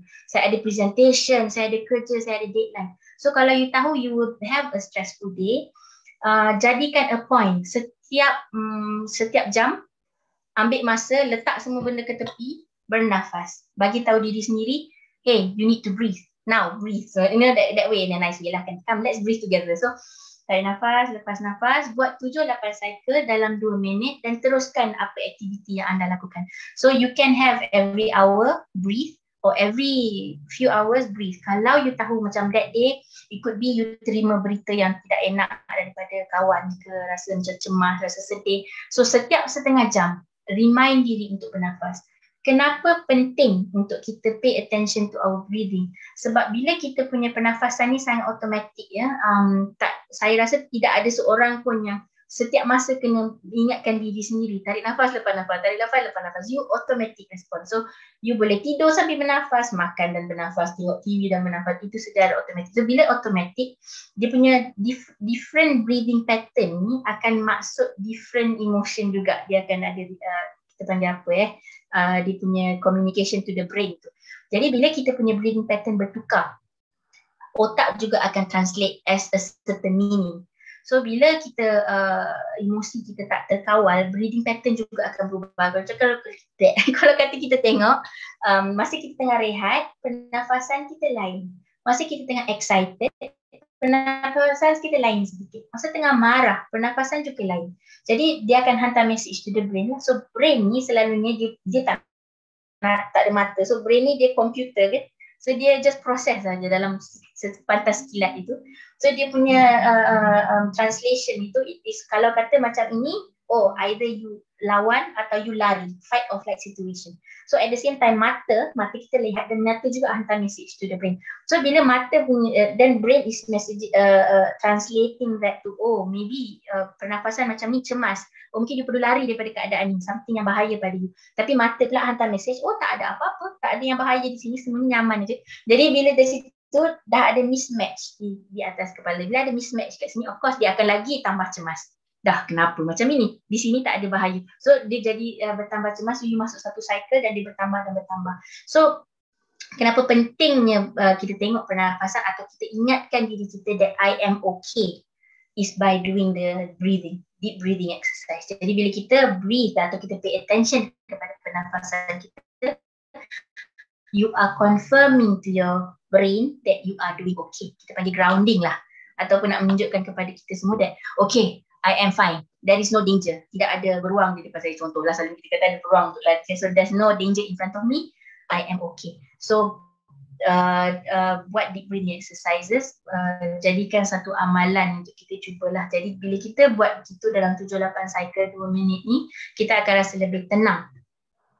Okay. Seterusnya. Alright. Tadi saya dah terangkan kan, dah saya kongsikan beberapa tapi lepas tu rasa dah buat macam-macam, rasanya dah cuba semua. Tapi kenapa masih lagi rasa macam ni? Rasa tak keruan, rasa sangat risau, sangat tak tentu hala lah kita panggil. Nak buat macam mana? So nak tahu, professional help ni adalah seperti jumpa saya, psychologist atau counselor. So this is what I mean, atau psychiatrist bila nak jumpa mental health professional ni. Okay. Bila kita rasakan lebih daripada 2 minggu, masuk ke 3 minggu, sangat susah nak tidur. Sangat susah. Kalau dah tidur tu tak boleh nak bangun pula. Kalau dah bangun tu rasa kalau boleh nak melekat saja dengan katil. Jadi satu dengan katil. Atau kalau dengan lantai, duduk dengan lantai tak mau bangun, tak mau ke mana-mana. Rasa dah tak boleh nak buat apa-apa. Rasa sangat susah nak angkat tangan pun rasa macam tangan ini sangat berat. Macam itulah. Yang seterusnya, bila rasa sangat susah untuk kita rasa tenang. Dah buat macam-macam cara pun selalunya, dah buat macam beberapa coping strategi tadi, bila buat rasa lega sekejap. Of course lepas tu rasa stres balik, tapi bila buat rasa lega balik. Tapi kalau macam saya kata di sini, lebih susah untuk rasa tenang. Buat macam mana pun tak boleh nak tenang. Terus menerus perasaan itu. Yang kedua ni often irritated. Yang ketiga, often irritated ni maksudnya kadang-kadang tak ada apa pun, tapi cepat terasa, cepat tersinggung, cepat rasa nak marah contohnya. Mungkin dulu-dulu kalau anak tu tertumpah air tak marah pun, oh tak apa saya lapkan. Hari ni anak tertumpah air dah macam tu kan, something, kenapa? Ataupun kawan tu tak cakap apa pun, selalunya okey je, tapi bila kawan buat muka macam ni, kenapa awak buat macam tu dekat saya, awak tak suka saya ke? So dia dah jadi sangat cepat terasa kan. This is part of it that you know something is wrong, you need help. Ataupun seterusnya, hard to maintain your function. Macam dululah, contohnya macam saya kata awal-awal tadi, bukan saja tidur, macam dulu rasanya boleh sikat rambut, gosok gigi perkara biasa. Ada juga kalau orang yang terlalu tertekan, nak gosok gigi pun tak boleh, nak sikat rambut pun tak boleh, apatah lagi nak mandi, langsung tak boleh, tak boleh buat apa-apa, nak makan, nak uruskan diri sendiri tak boleh. Itu salah satu daripadanya lagi. Often sad, selalu rasa sedih, most of the time rasa walaupun di luar sangat sunny, di dalam rasa macam nak hujan terus. Ataupun mungkin ada chat meeting dengan kawan-kawan melalui Zoom, semua orang ketawa, diri sendiri juga ketawa, tapi di dalam ni masih rasa kosong. Ya, itu salah satunya yang perlu bantuan profesional ya. Yang bawah sekali yang ke kanan ni macam saya katalah, I can't take it anymore. Macam alangkah baik kalau saya mati aja. Ataupun kalau kata saya jalan ni, kalau ada kereta langgar kan senang mati. Ataupun saya nak bunuh diri. That's it. I can't take it anymore. I just want to die. So bila dah sampai tahap-tahap macam ni, kadang-kadang kita sendiri tak perasan ya, bapak-bapak ibu. Kadang-kadang kita sendiri tak perasan. Yang perasan orang keliling. Tapi kalau ini boleh juga dikongsi ramai-ramai kan. Kalau nampak orang keliling kita ada yang bermacam ini, nasihatkanlah untuk pergi bantuan, minta professional help. Mental health help lah maksud saya. Kadang-kadang kita sendiri tak perasan pun perubahan ini. Kalau ada orang keliling yang nampak, beritahu. Sila dapatkan bantuan yang sepatutnya, sila bercakap dengan orang yang sepatutnya. Ada juga kalau orang kata dengan saya ada kawan, saya nak bantu kawan saya, boleh tak? Boleh. Kalau anda nak bercakap dengan kawan, no problem. Tetapi anda sendiri kena tahu limit. So kalau sekiranya kita berborak dengan kawan bercerita, lama-lama kita pun tertekan. Sudah, lepas tu macam mana kan? Kita dah tertekan, nak tolong kawan tak boleh bantu. Kita pun terkesan dengan apa yang berlaku. Jadi you need to know your limit juga. Kalau you tak tahu, then never mind, refer them over. Itulah tugas kami di sini kan, untuk mendengar dan sama-sama kita bantu dengan lebih mendalam, especially management stress ni. So do not keep it until it's too late lah, kita panggil. Until it's too late, you tak boleh patah balik kan. So most important is to go ahead with it. Kadang-kadang di mana dan macam mana nak mendapatkan bantuan profesional, selalunya saya rasa sekarang dah bertambah baik, tapi dulu ada satu stigma. Kalau saya jumpa psikologis, adakah saya seorang yang gila, tidak waras? Kalau saya jumpa psikiatris, alamak lagi tak maulah, confirm orang ingat saya gila. Tidak lagi macam tu ya. So jangan risaulah. So maknanya macam saya contohlah psikologis kan, saya perlu bercakap dengan orang yang masih boleh berfikir. Jadi kalau gila tu maknanya otaknya sudah tidak di situ. Susah juga nak bercakap. Tapi walaupun dah gila, doesn't mean saya tak boleh bercakap. Boleh. Jadi berborak dan bercakap lah, itu memang profession seorang psikologis untuk mendengar dan assist orang yang memerlukan. Okay, macam mana nak contact? So ada di sini email saya di Sunway Medical Center.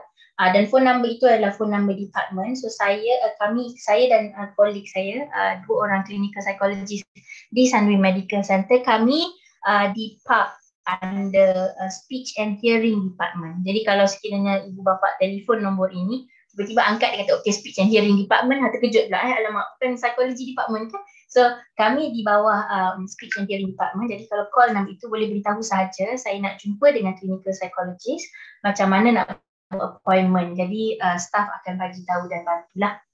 Alright, terima kasih.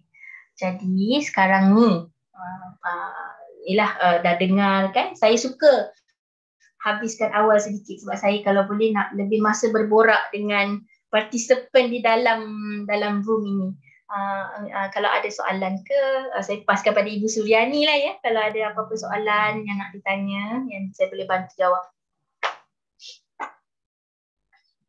Miss Aina, ini ada pertanyaan sudah, bisa jawab. Silakan Miss. Alright, yang pertama, boleh saya guna music untuk distress? Boleh? Minta tolong Ibu Karin, ada panel yang block. Mungkin di-hide-kan, Bu? Oke, boleh. Sementara juga ada video dari Adina ya, nanti. Miss Aina, silakan lanjut. Okey, boleh. Okey, terima kasih ya. Kat sini saya nampak. Boleh gunakan music untuk distress? Boleh. Untuk distress ada macam-macam cara. Terpulang kepada individu tersebut. Sekiranya muzik itu dapat membantu untuk rasa lebih lega dan kurang stres, why not go ahead.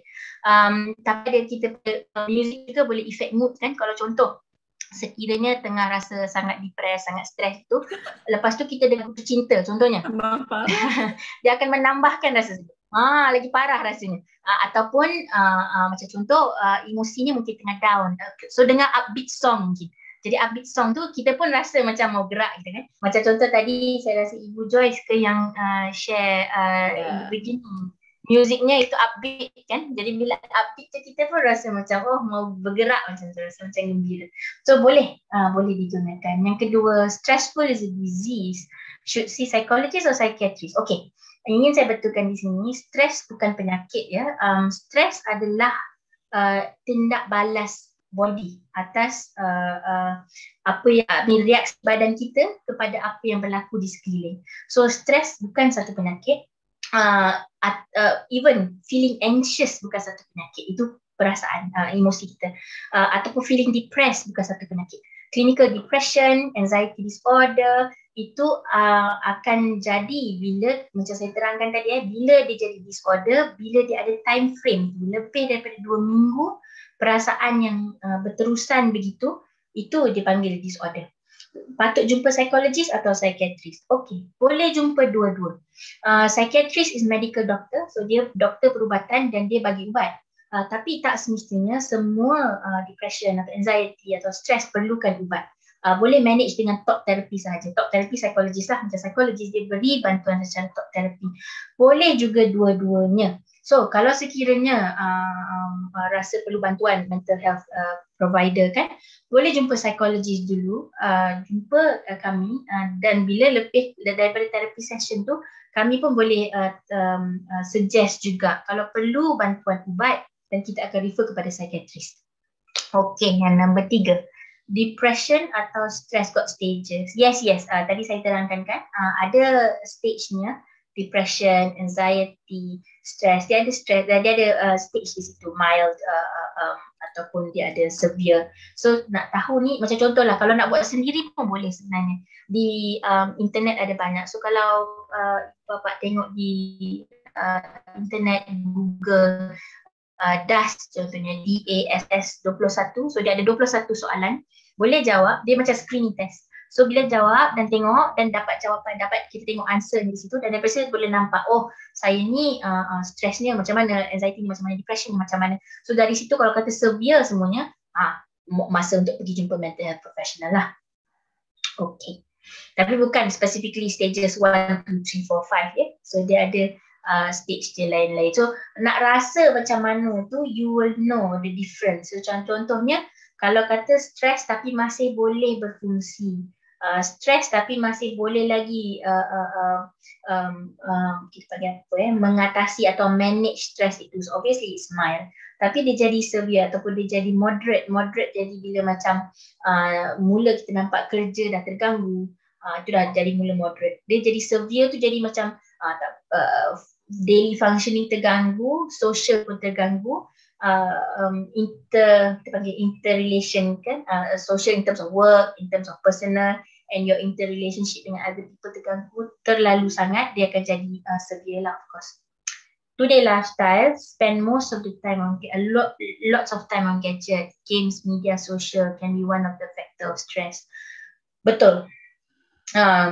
Kalau kita lihat ya, media sosial banyak kita panggil banyak benefit, of course. At the same time, bila banyak benefit ni, dia ada juga punca stres. Macam contoh kalau kata kita up to date dengan news apa yang berlaku di sekeliling, macam contoh kita panggil COVID news, related news every day kan. Bila kita dapat informasi dan kita okay, no problem. Tapi bila kita baca, jadi sangat risau, jadi sangat stres, dan kita tahu perhaps it's time to reduce. Kurangkan sedikit, jangan terlalu tengok berita itu. Mungkin sehari sekali cukup. Kadang-kadang kita setiap kali buka internet, kita nampak kan keluar dalam kita punya feed, keluar dalam Instagram, keluar dalam Facebook contohnya, keluar dalam Twitter. So dia akan jadi tambah stres. If you can browse through, boleh. Tapi kalau tak boleh, then reduce it a little bit. Dia memang boleh jadi factor stress lah. Contoh games kan. Games dia bantu untuk distress. Tapi kalau you masuk game competition contohnya, dia jadi tambah stres. Sebab semua orang nak compete, you nak menang, so dia akan jadi stres juga di situ. Media sosial contohnya, macam sekiranya macam saya boleh bagi satu contoh lah ya. Ada seorang ni, dia tengok media sosial, kawan-kawan dia belajar di sesuatu tempat. Dia jadi sangat stres sebab dianya tak dapat belajar di situ. Jadi tak membantulah di situ. Jadi kena kurangkan sedikit kalau berlaku macam ni ya. Seterusnya, long time lockdown. Can't physically talk to a friend, only video or virtual, is very stressful. Saya sangat faham yang ini sebab yelah dulu kita boleh berjumpa, depan face to face, kita rasa a bit lega. Now everything is online, telefon, ikut Zoom, ikut WhatsApp call, memang jadi sangat stres, rasa macam tak puas kan. Itulah kita panggil nak adapt kepada norma baharu ni.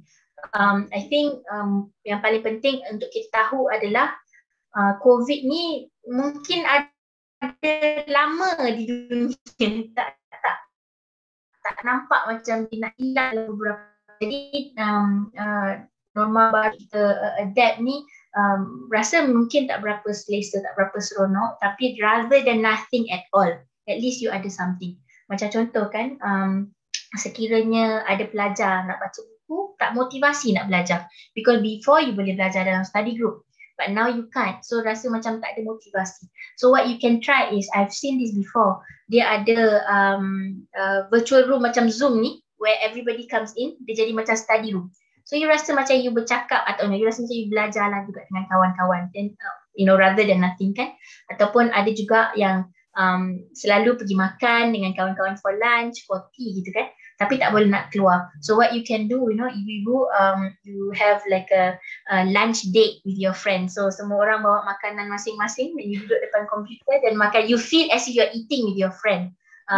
Then you boleh rasa macam, oh okay, jom ada tea time lah. So you buat your biscuits and scones and lempeng ke, and your tea. So it feels as if you're eating dengan kawan-kawan, so tak adalah rasa sangat secluded kan. This is something you can try. Do you think eating sweets like dessert, cake, chocolate can reduce stress? Okay. Asal jangan sampai diabetes ya. Ini memang dia macam ni. Asalkan dia membantu, why not? Go ahead. Sekira, of course lah, janganlah makan 1 kilo coklat. Bahaya pula kalau yang ada diabetes tu. Contoh, kalau tak ada diabetes pun boleh jadi bahaya. So basically, if you enjoy something, why not? Go ahead. So kadang-kadang kita rasa, no, cuma I take it back. Slowly. So kalau you tengah stress and you associate bila stress makan coklat, dia jadi tak healthy. Tapi but you tell yourself, okay, you know what? Hari ni sangat stress. Okay, saya akan take a break sekejap. As part of me time, I'm going to appreciate chocolate. Because I like chocolate. And chocolate makes me happy. So, bila you tukar sikit objektif apa you buat, dia akan jadi good for you. Tapi bila you jadi macam aku stres, jadi perlu makan. Itu yang jadi overeating. Ataupun saya sangat stres, I will watch TV. That is where you realize you tengok TV terlebih. I stress, I go shopping. That's when you realize you membeli tak apa-apa, lepas tu menyesal. I shouldn't have spent the money on this. But when you change it around a little bit, it becomes a good me time for you. Contohnya, sangat stres minggu ni, so as a reward untuk diri sendiri, I will buy myself something nice. So time tu lah shopping. I will put a limit, not more than 100. Contohlah So jadi tengok something, ni lebih tak boleh. Oh, discount, nice, okay beli. That's it, cukup satu barang saja, contohlah So use that as a part of kita panggil reward system. It makes you feel good about it. So bila kita rasa macam saya suka benda manis, saya enjoy sweet stuff, saya enjoy kuih-kuih. So bila nak makan kuih-kuih tu, take it as, okay, saya makan kuih ni satu kuih for myself as a reward for a hard day. So sambil makan kuih, sambil pay attention to your here and now, dan makan sikit-sikit. So mindful eating contohnya. Okay, now dah kuih ni dah masuk, saya nak cerita pasal mindful eating. I think this is one way as well to help. So mindful eating tu basically kalau kita makan, tambah-tambah student sekarang ni, makan tengok drama, makan tengok phone. So you do not really focus on makanan atas meja. Kalau mak-mak, ibu-ibu pula, makan sambil tengok orang di atas meja ni dah cukup makanan belum? Nak tambah lauk ke? Nak tambah nasi ke? Again, you're not paying attention to your food. So of course it's a good, kita jamu orang makan sama-sama. But at the same time, bila time makan itu, tengok makanan kita. Tengok kita punya makanan, oh warnanya apa? Oh, bentuknya macam mana? Baunya macam mana? Rasanya apa? Teksturnya macam mana? Oh, garamnya, oh macam ni. Kadang-kadang boleh juga kalau kita tengok nasi tu, boleh untuk mindful, untuk bring you to focus on the food that you're eating. Kita boleh imagine juga beras ni datang dari mana? Dari mana beras tu sampai ke pinggan saya. Dari mana datangnya, pembuatannya bagaimana, oh bentuknya. So kita appreciate what's in front of you. That could also be very healing lah. So bila kita buat macam ni, you realize tak perlu makan banyak pun, you rasa macam okay, dah kenyang. Rasa macam happy. So coklat tu pun, bila you makan coklat as a form of reward, as a form of your part of relaxation, you makan sikit je pun you dah rasa gembira. Selanjutnya dalam chat box ada pertanyaan lagi. Boleh. Saya tengok soalan yang ada di sini yang lain ya. Do children also experience stress? Is stress also motivation better or moving forward? Yes. Sekarang ni kita kadang-kadang tak terfikir ya, umur 3 tahun, 5 tahun dah boleh stres. Anak-anak kecil dah boleh ada stres dan boleh menunjukkan simptom-simptom stres, anxiety atau depression. So jangan, kadang-kadang kita terlepas pandang lah, kita rasa macam budak-budak tak stres, dia mana tahu stres, dia suka je, dia buat orang lain stres. Tak semestinya ya, kanak-kanak juga boleh experience stres. Dan soalan kedua tu, yes, stres macam saya cakap tadi, dia ada dua kan, eustress dan distress. Eustress ni bagus untuk motivate you ke depan. Kalau tak langsung tidak ada stres, maknanya you tak boleh, dia tak motivasi you untuk buat apa-apa lah. Contohnya, saya stres tengok rumah ni bersepah. Jadi saya ada macam bangun dan buat something, buat kerja. So it is a good stress. Bila you stress, you jadi productive. So macam contoh, saya nak kena belajar, saya stress, so it move me forward. Tapi kalau saya terlalu stress, nak kena dapat A all the time, so dia jadi macam distress, saya tak boleh belajar dah. So dia ada kat situ, dia ada perbezaan dia lah. Stress boleh bantu untuk kita move forward, yes. Dan soalan seterusnya, I have question, how to manage stress for kids ages 8 to 14? What the parents should do during the pandemic so the kids not game TV addicts? Okay. Soalan yang sangat bagus ya. Macam mana kita nak manage stress kids 8 ke 14 tahun? Apa yang saya perasan selalunya bila dah sampai tahun ini ya, bukan tahun lepas masa mula-mula pandemi tu, masa mula-mula pandemi dan kuarantin sangat kreatif emak dan ayah. Macam-macam boleh buat game, TikTok video, ambil video dan share. It's all very interesting and creative. Tapi dah sampai sekarang ni, selalunya mak ayah stres, anak-anak stres, semua orang stres. So jadi first and foremost untuk jawapan tu, sebelum nak manage stres anak-anak, individu, maknanya mak dan ayah sendiri manage your stress dulu. Mak dan ayah mesti tahu macam mana nak manage stress, and then you boleh bantu anak-anak. You tak boleh bantu anak-anak bila you pun sendiri tengah stress dan tak tahu nak manage stress you. So mak dan ayah manage stress, at the same time manage stress anak-anak sama-sama. So apa yang saya sharekan tadi, management, stress management tu, you can also share it with your anak-anak. So dengan anak-anak, bila kita nampak anak ada tantrum, so mak akan dengan ayah akan stress kan. So kadang-kadang it's good to sit down dengan anak and talk to them. I see you're feeling a bit, are you okay? What do you want to talk about it? So nak cakap ke, nak berbincang ke, ataupun borak-borak aja. Oh, macam mana kelas hari ni, rasa macam mana? So daripada itu, anak boleh menyuarakan perasaan mereka. Jadi bila anak rasa selamat untuk menyuarakan perasaan mereka, anak juga tahu apa yang saya rasa ini adalah stres. Apa yang saya rasa ini adalah satu yang marah dan menyebabkan saya stres. So kalau nanti boleh dikongsi ke slide ini kepada orang yang hadir hari ini, mungkin boleh tengok semula kan management of stress tu apa yang boleh dilakukan. So anak-anak, mak-mak atau mak ayah boleh juga praktikkan kepada anak-anak mereka lah. Apa yang ibu bapa nak buat untuk kurangkan anak-anak ini menggunakan gadget. Tak dinafikan, saya rasa anak dan dewasa juga sama, kita akan terpanggil untuk tengok telefon ni sebab ialah tak ada apa nak buat lagi, so lebih kepada telefon kan. So one way to reduce kita panggil online time ni adalah dengan adakan aktiviti fizikal. Aktiviti fizikal tu tak mestinya keluar rumah dan berjalan. It could be contoh masak. So you can tell your anak-anak, hey, let's try a new, kita panggil a new recipe today. So semua orang di dapur lah sama-sama kita, jom. So anak-anak mungkin dah ada screen time sebelum ini, tapi you ambil 1 jam daripada screen time mereka itu untuk buat aktiviti bersama. Mungkin boleh masak, ataupun you can buat what you call this, ambil balon, masukkan tepung, buat stress ball. So you can ambil tepung dalam besin besar, beli tepung satu, tepung beras, masukkan tepung pasir mungkin, tepung mungkin tak nak membazir kan, letak pasir dalam balon. Lepas tu lukis sama-sama dengan anak-anak. So dia ada aktiviti. So kalau sekiranya kita langsung cakap dengan anak tu, berhentilah tengok telefon, cukup. Yelah, tapi nak buat apa? So dia jadi macam anak itu akan rebel lah. Saya nak buat something. So together do something. Either sama-sama dengan anak lipat baju, mungkin sama-sama dengan anak ada aktivitinya, mungkin belajar potong sayur. So ataupun belajar macam mana caranya nak cuci kain.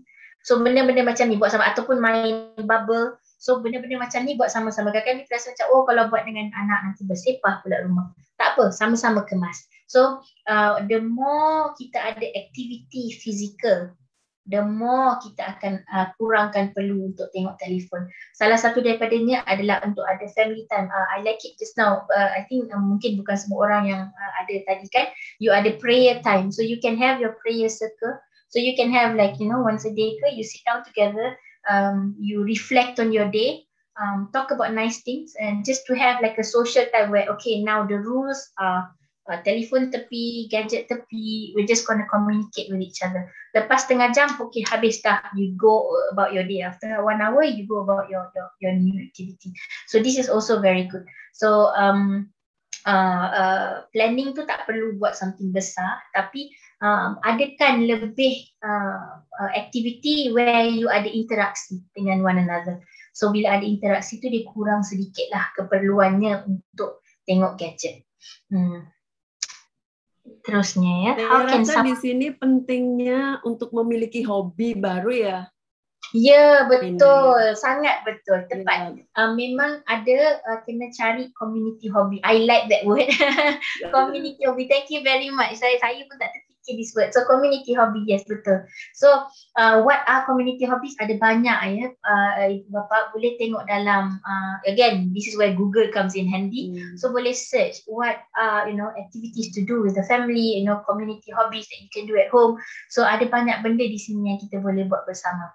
Saya dulu punya satu tanaman saja sebelum pandemi, tapi sekarang saya sudah punya banyak tanaman. Oh, Salah satu hobi. wah, bagusnya. Fokus saya apa ya? Untuk daripada fokus kepada masalah, saya alihkan fokus saya kepada benda yang lain. Oh, itu Saya sangat rasa, bagus.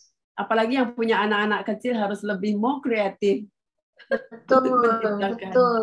Betul. Saya selalu Masak, cakap masak. macam ini pada ibu bapa ya. Kadang-kadang kita tengok anak tu kita panggil tantrum. Kita akan nampak kalau kita lebih stres, anak akan lebih stres. Sebab anak itu dia mirror ibu bapanya. Kita tak nampak sebab muka kita tak tengok bawa cermin setiap masa tengok muka kita sendiri. Jadi bila ibu bapa dapat manage stres mereka, anak punya stres juga dapat di-managekan. Jadi sebelum kita tengok anak, tengok diri kita dulu. Kalau kita tengah stres, you will see anak you akan lebih stres. So bila ada stres tu, maybe you need some time for yourself. Bagi diri masa untuk diri you, manage you punya stres together with the anak. Nanti macam yang ibu sharekan kan. I mean a good hobby there, you know, tanaman gitu kan, tengok pokoknya tumbuh, ada daun baru keluar, ada tunas. Itu sangat-sangat rewarding. Thank you for sharing. Okay, seterusnya. How can someone Pertanyaan yang ketiga. how can someone comfort or take care of a friend, family member who's stressed within this pandemic situation, since everything from finance and health is so uncertain that we also start to feel stressed? Yes, okay. Macam mana kita nak jaga untuk keluarga kita yang tengah stres dalam pandemik ni ya. Sedangkan kita pun terkesan juga, ada yang terkesan dari segi ekonomi, mungkin tak kerja tak ada, ataupun mungkin ada banyak responsibility nak bayar, gaji pun tak berapa, tak cukup. So itu pun nambah stres kan. So again, I cannot stress this more. First, diri sendiri manage dulu stres. Kita manage stres kita dulu. Bila sendiri punya stres dapat di-manage kan, dapat dikelolakan, dan kita dapat bantu. Kadang-kadang bukan semua apa yang orang kongsi perlukan solusi. Apa yang berlaku kalau contoh bila kita berkongsi, express, kita vent dengan kawan-kawan, dengan teman, dengan keluarga, kita fikir macam saya nak kena cari solusi untuk apa yang orang ni cerita. Tak semestinya semua benda perlu ada solution. Kadang-kadang hanya mendengar sudah cukup. Jadi listening ear gitu kan. Kita dengar apa yang dia nak cerita. Oh, okay, saya faham. You must be going through a hard time. Okay. Yes, it must be very difficult for you. I understand. This is enough. Kadang-kadang tak perlu ada solution pun. Kadang-kadang kalau selalu dengan anak-anak kecil kan, kalau dia nak cerita, mak ayah mesti ada solution. Oh, cuba ni. Lama anak kata tak mau cerita lah semua benda. Nobody's listening to me. So this is part of listening lah kita panggil. So salah satu nak membantu keluarga di keliling, yes, be present di situ untuk mendengar. Seterusnya tengok apa yang boleh kita bantu lah. Within your means. Kalau boleh bantu, bantu. Kalau tak boleh bantu, this is where we mental health professional is there. Hantarlah mereka kepada kami untuk kami bantu. Saya dulu belajar, saya ingat kata-kata pensyarah saya, do not open up a can of worms and then you cannot close it. So jangan buka satu tin yang penuh dengan cacing, lepas tu tak boleh nak tutup balik. Nanti cacing tu merata-rata perginya. So kadang-kadang kita rasa kita nak membantu, tapi bila kita tak tahu, kita tak ada tekniknya yang betul, apa yang berlaku, kita sendiri lepas tu yang akan terkesan sangat-sangat. So bantu apa yang boleh, selalunya is a listening ear lah kita panggil, dari segi mendengar apa yang orang tu nak bercerita. Lepas tu kalau rasa tak boleh nak bantu, saya pun terkesan, this is where you send them over. Hantarlah mereka ke sana medical center untuk berjumpa dengan kami. Oke, jelas sekali ya, karena bagaimanapun kita manusia adalah makhluk sosial dan kita sangat perlu bersosialisasi dengan kawan sekalipun di masa pandemi. Menurut pendapat saya melalui Zoom kita salah satu cara kita untuk bersosialisasi ya, Miss Aina ya. Betul. Saya juga selalu sekarang dengan teman-teman kan melalui Zoom. Mari kita jumpa, borak-borak, ketawa-ketawa, habis sejam, okey dah, bye-bye, jumpa lagi. Dia membantu sebab yelah kita tak boleh berjumpa kan. Yang macam Ibu cakap memang betul, kita memang creation yang perlu bersosial. Macam contoh kalau tengok kalau ibu-ibu bapa tahu di sini movie Castaway oleh Tom Hanks itu, yang orang itu terdampar di tengah island dengan Wilson bolanya aja. Lepas seminggu dia pun dah jadi ting tong kita panggil kan, sebab dia bercakap dengan bola tu sorang-sorang aja kan. So jadi menunjukkan kita ni ada yang memang introvert, memang suka sendiri.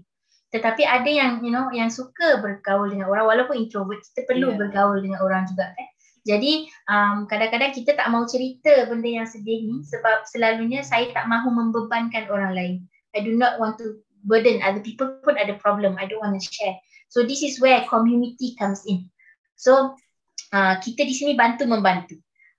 Jadi maksudnya kalau tak ada orang nak share sebab tak nak bebankan orang lain, dia jadi tak, it's not the right thing, not the right equation lah. So with a friend, dengan community, this is where you get support from. Bila kita bercerita bukan untuk membebankan tapi untuk mendapatkan support. Support apa? Support maybe a listening ear, ataupun support to also help channel this person to the right source untuk bantuan. Saya rasa pertemuan kita tidak akan lama lagi. Kembali saya mau mengingatkan kepada teman-teman semua untuk mendaftarkan diri melalui QR Code yang telah tersedia ya untuk dapat memenangi Lucky Draw. Miss Aina, saya juga difahamkan bahwa Miss Aina ini tentunya dalam dunia psikologi dibagi beberapa kategori tentunya ya dalam menangani ya. Dan di sini dikatakan Miss Aina lebih memilih pada kognitif behavior therapy. Boleh diterangkan lebih jelas apa itu maksudnya, Miss Aina? Boleh. So cognitive behavior therapy itulah approach therapy whereby kita tengok, saya punya approach adalah kita punya emosi, pemikiran dan behavior interrelated. So bila kita berfikir sesuatu, dia akan membuatkan kita emosinya merasa sesuatu, dan dia juga bila berfikir merasa sesuatu dan menyebabkan behavior kita juga affected. Jadi cognitive behavior therapy ni adalah satu approach therapy yang menitik beratkan ketiga-tiga faktor ini.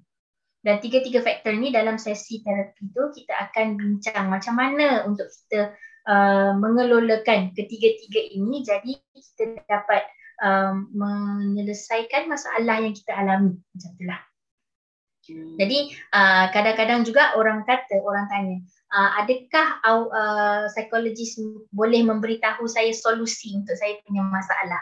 So saya akan beritahu di sini, psikologis tak boleh bagi solusi kepada masalah anda.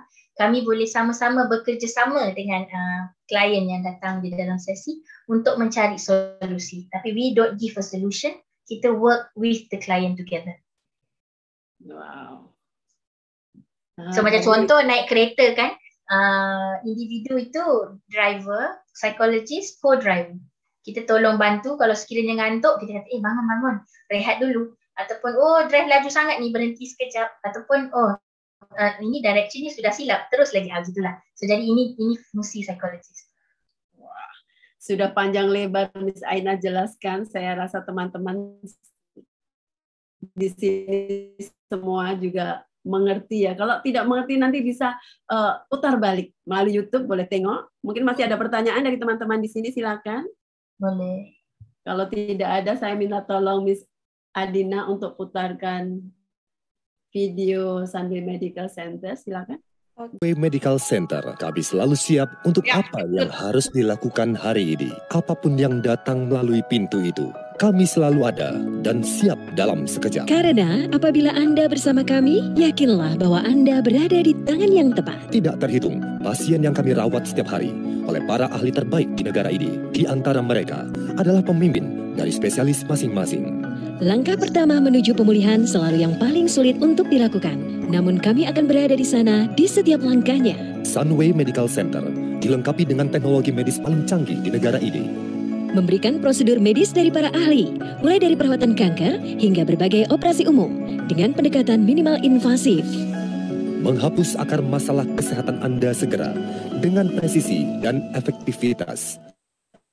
Semua demi kenyamanan pasien, sehingga mereka dapat sembuh lebih cepat, beristirahat dengan baik, dan lebih singkat tinggal di rumah sakit. Kami ingin mendapatkan pasien kami kembali berdiri dan kembali ke kehidupannya. Tidak perlu mengeluarkan biaya untuk menyediakan peralatan rehabilitasi yang canggih, karena kesembuhan tidak ternilai harganya. Pusat keunggulan kami yang lengkap selalu mudah diakses lewat ujung jari Anda.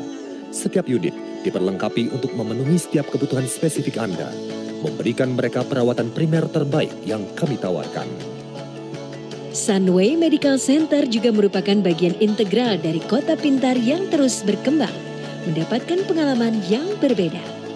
Bersenang-senang di bawah sinar matahari, Bersantai di sepanjang hari. memberikan pendidikan berkualitas kelas dunia. Semua yang Anda butuhkan ada di sini, dalam jangkauan tangan. Kami telah melewati banyak hal dengan para pasien. Tapi apakah yang membuat kami tetap terus berjalan adalah mengetahui bahwa kami membuat perubahan. Dan apa yang membuat hari-hari kami menjadi lebih ceria adalah melihat pasien kami keluar rumah sakit dengan tersenyum. Lebih baik daripada ketika mereka masuk. Terima kasih Bu Ana telah sharing. Tiba saatnya kita akan mengumumkan pemenang Lucky Draw. Miss Adina, ya. Bentar ya. Oke, thank you, thank you.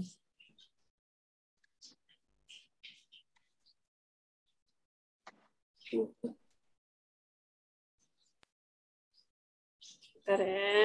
Saya lagi.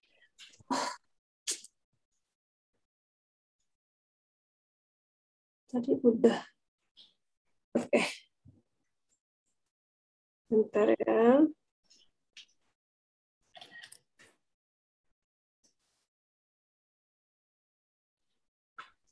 Bisa lihat semua? Belum. Oke. Oke. Oke, saya klik dulu ya untuk spin.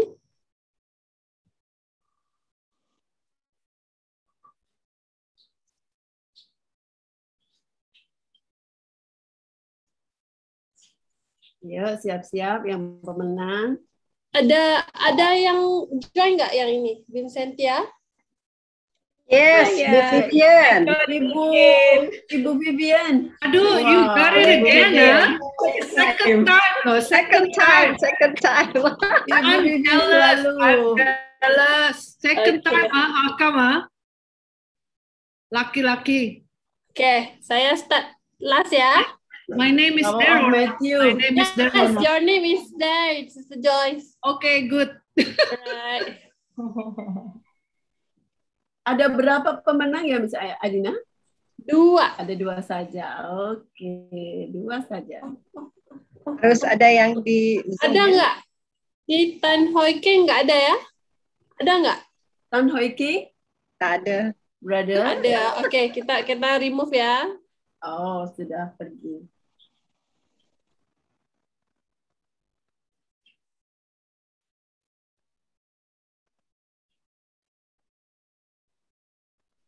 Dona? Ada Dona nggak? Halo Dona. Dona 1, Nggak nampak. Dona 2. Oke, kita remove ya. Oh, Ada, tidak ada. ada.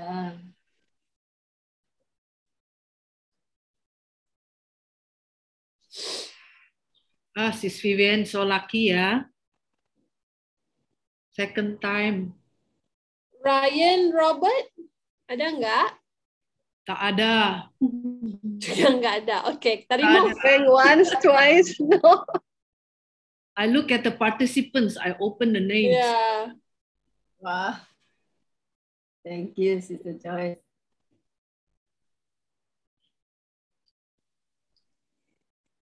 Dokter Chandrati ada nggak? Nggak ada juga ya? Nope. Alright. Tidak ada. Putar lagi. Putar terus. Putar terus.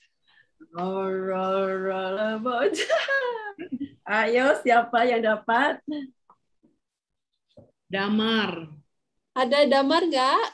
Damar, tak ada. Ada juga ya. Putar lagi. Only 21 participants. Yeah, I ambil based on the Google. It's okay, no problem. Yeah. Registration. Yeah. Oh. Wah, ini ibu anak yang dapat ini. Udah, Francisca jauh. ada nggak? My mom but left already. Okay. Left already Tante Oda. Oke, sebentar kita putar lagi. Tante Oda udah capek kali.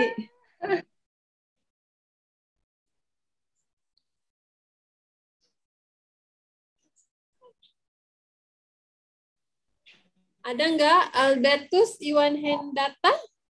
Tak ada. Ada juga. Oke. Gone.